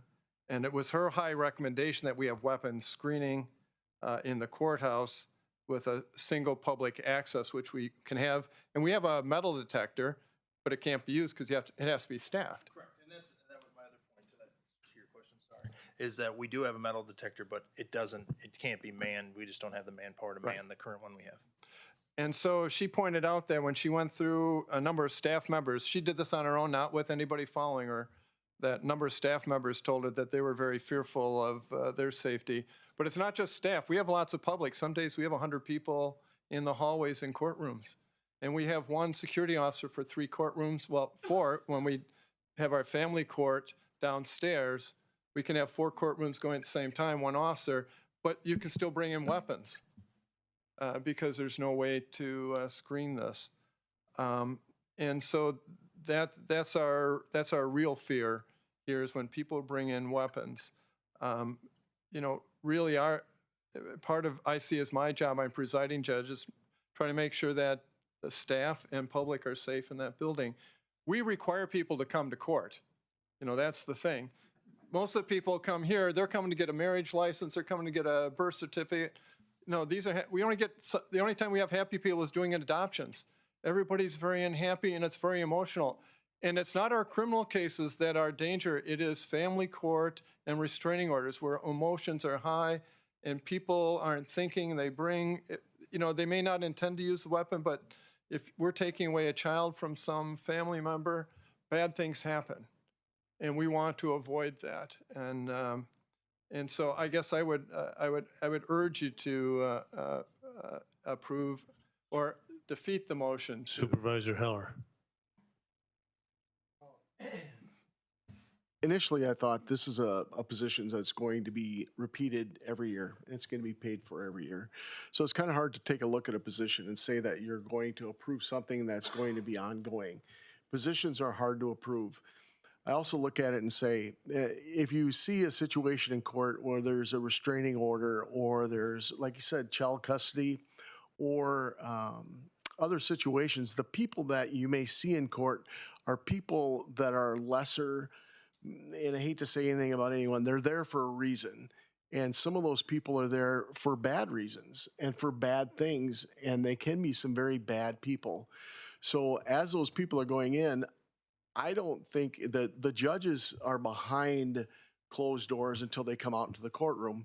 But the people that are there to meet the people that are accusing them or that are there for bad situations, they're there because they have done something wrong.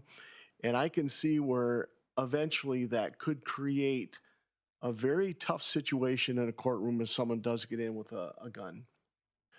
I believe that adding the bulletproof glass is good. That's a preventative measure, but you can't prevent even that. If they can't get the guns in, they can't have to worry about bulletproof glass. I think that we need to realize that it's not just the people that are the courtroom employees, but the other people that are having to go to court and having to face the person that's accusing them or been accused by, that creates a situation where you don't want someone to bring a gun to court. Supervisor Turcott. Just to add to Supervisor Heller's, how easy will it be to approve the money if, God forbid, something happens? Easy. So I would highly recommend we do it. Supervisor Mullen. Yes, we have security officers that could also check for explosives too. Bulletproof glass is good for some things, but it takes an actual live person to weed out some of the bad ones. Supervisor Patty Anderson. I just want to understand that if we have this person, then we definitely can use the detector? Is that the reason why we would have? You mean over here you're talking about? No, at the Justice Center. The metal detector. Metal So detector, you have to yes. have a person to use the metal detector. Yes. So then we would use the metal detector if we have a person. Correct. Got it. Thank you. Supervisor Cook. Yeah, this one, we kicked this thing around at the exec committee, I think quite a bit. Again, I think I made the motion to do this. I am with the sheriff. I do believe if we do this, hopefully we don't have to do the glass. Because again, if they can't get in the building with a gun, then hopefully they're not shooting at any windows. So hopefully we take some note of that as we move forward and maybe try to save money there. And obviously we want to save money, but at the same time, we can't do it at a cost of a life. And this doesn't prevent anything from happening in the parking lot. I mean, that's just the crazy world we live in. I mean, criminals aren't that stupid, but at least it doesn't happen inside our property. So. Okay, I guess I'll ask the sheriff and the judge.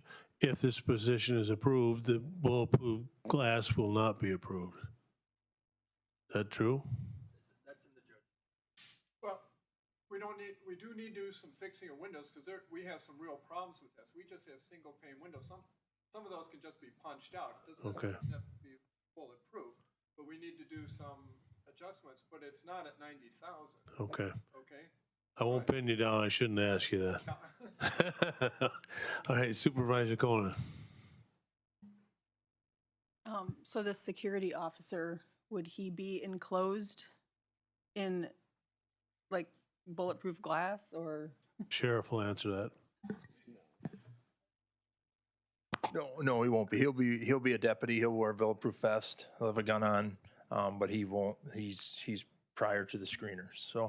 So yeah, he's no different than stopping a traffic stop on a car. We don't know what's in there. So yes, it's a trained deputy. It'll be a deputy position. And so then they would be screening to make sure no weapons are brought in? Correct. Everybody would enter that building through a screener is how it works. And the counties that have it, and the judge has those numbers or maybe provided you those numbers of counties that have a screener. And if you came into our building to go to a meeting, you would go through the screener. Supervisor Cook. And just so you're going to train more than one person in the screening because obviously you have vacation, sick leave. Correct. Other deputies will have to fill in, yes, if we have that problem. Yep. Is this Or a would you- specialized training? No. Okay. Supervisor Heller. So, Supervisor Cohn had one more question. Oh, okay. Go ahead. I guess I'm just trying to picture, so how close to where you walk in would this be? Right at the front door. It'll be just like at the airport. When you walk in, get screened, it'll be like an airport screener. So it will be right in the front door. That'll be the only access door that you'd come in, and that's how they work. I'm just thinking if somebody really wants to, they can come in shooting basically, 100%. I agree. There's no question about that. Yes, if you really want something, it can, as somebody said, in the parking lot, it can happen. 100%. Supervisor Rogers. And if I'm not mistaken, Chris, at the executive committee meeting, no guarantees, but there was at least some possibility that this could be staffed by part-time officers as well, and that would cut down on the cost. No benefits would be available. No guarantees, I understand that, but at least that's a possibility. I did make that. I made that to the law enforcement committee in January. HR Director Ritchie and I have been discussing that. That is a cost savings. We will give it a shot. I don't believe that options are available. In January, those options were available. I don't believe they're available. We will give it a shot before we hire somebody full-time. Supervisor Heller. Unlike the airport, this is a screener that is similar to that, but you won't have to take your shoes off. You don't have to take your shoes off. Unless we suspect something, then we will. Maybe we'll make you do that, Dana. Anybody else? I'm there. All right, now, we've got a motion and a second that to remove this position from the budget. So if you vote yes, you're saying that position will be removed from the budget, and it's in there now. A no vote maintains the budget as it currently is. Did I say that right? Yeah. Anything else? If not, let's vote.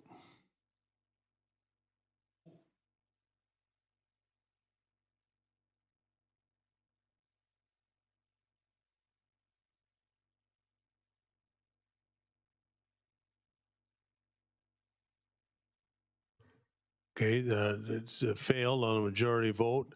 There were 2 yes, 24 no, and 3 absent. I imagine the 2 yes were the motion and the second. Is that right, Jess? Oh? Oh, I screwed up. What a dummy. Oh, boy. All right, good thing we're getting close to adjournment here. Yeah. Sorry, Judge. Anyway, okay, we're on to 11I. Jeff? Item number 11I, line number 32 of the proposed financing resolution will be changed to $22,710,679, resulting in line number 36 being $23,363,003. Okay. Is there, let's see that we're. Yeah, we need a motion to approve the financing resolution with these changes to these line items, or corresponding line items that will make that, but that's the sum of what needs to be changed. Okay.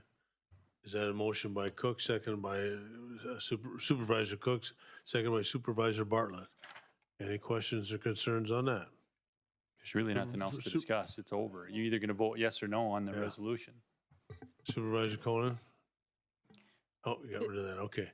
All right, so a yes incorporates the changes we've just done on this whole, oh, you do? Okay, go ahead.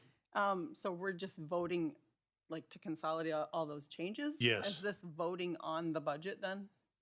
Voting on the budget and the changes we just did, Okay. with the changes. We're done making any more. Yeah, This is it. yeah, If it yeah. doesn't pass now, we have to come back on the 12th. Yeah, like Jeff said, if it doesn't pass now, we're back on the 12th. All right, any other further questions? Okay, now, a yes vote means you're approving the budget with the changes we just went through. So let's vote. Yeah, I'm gonna go with the green box. Thanks, Randy.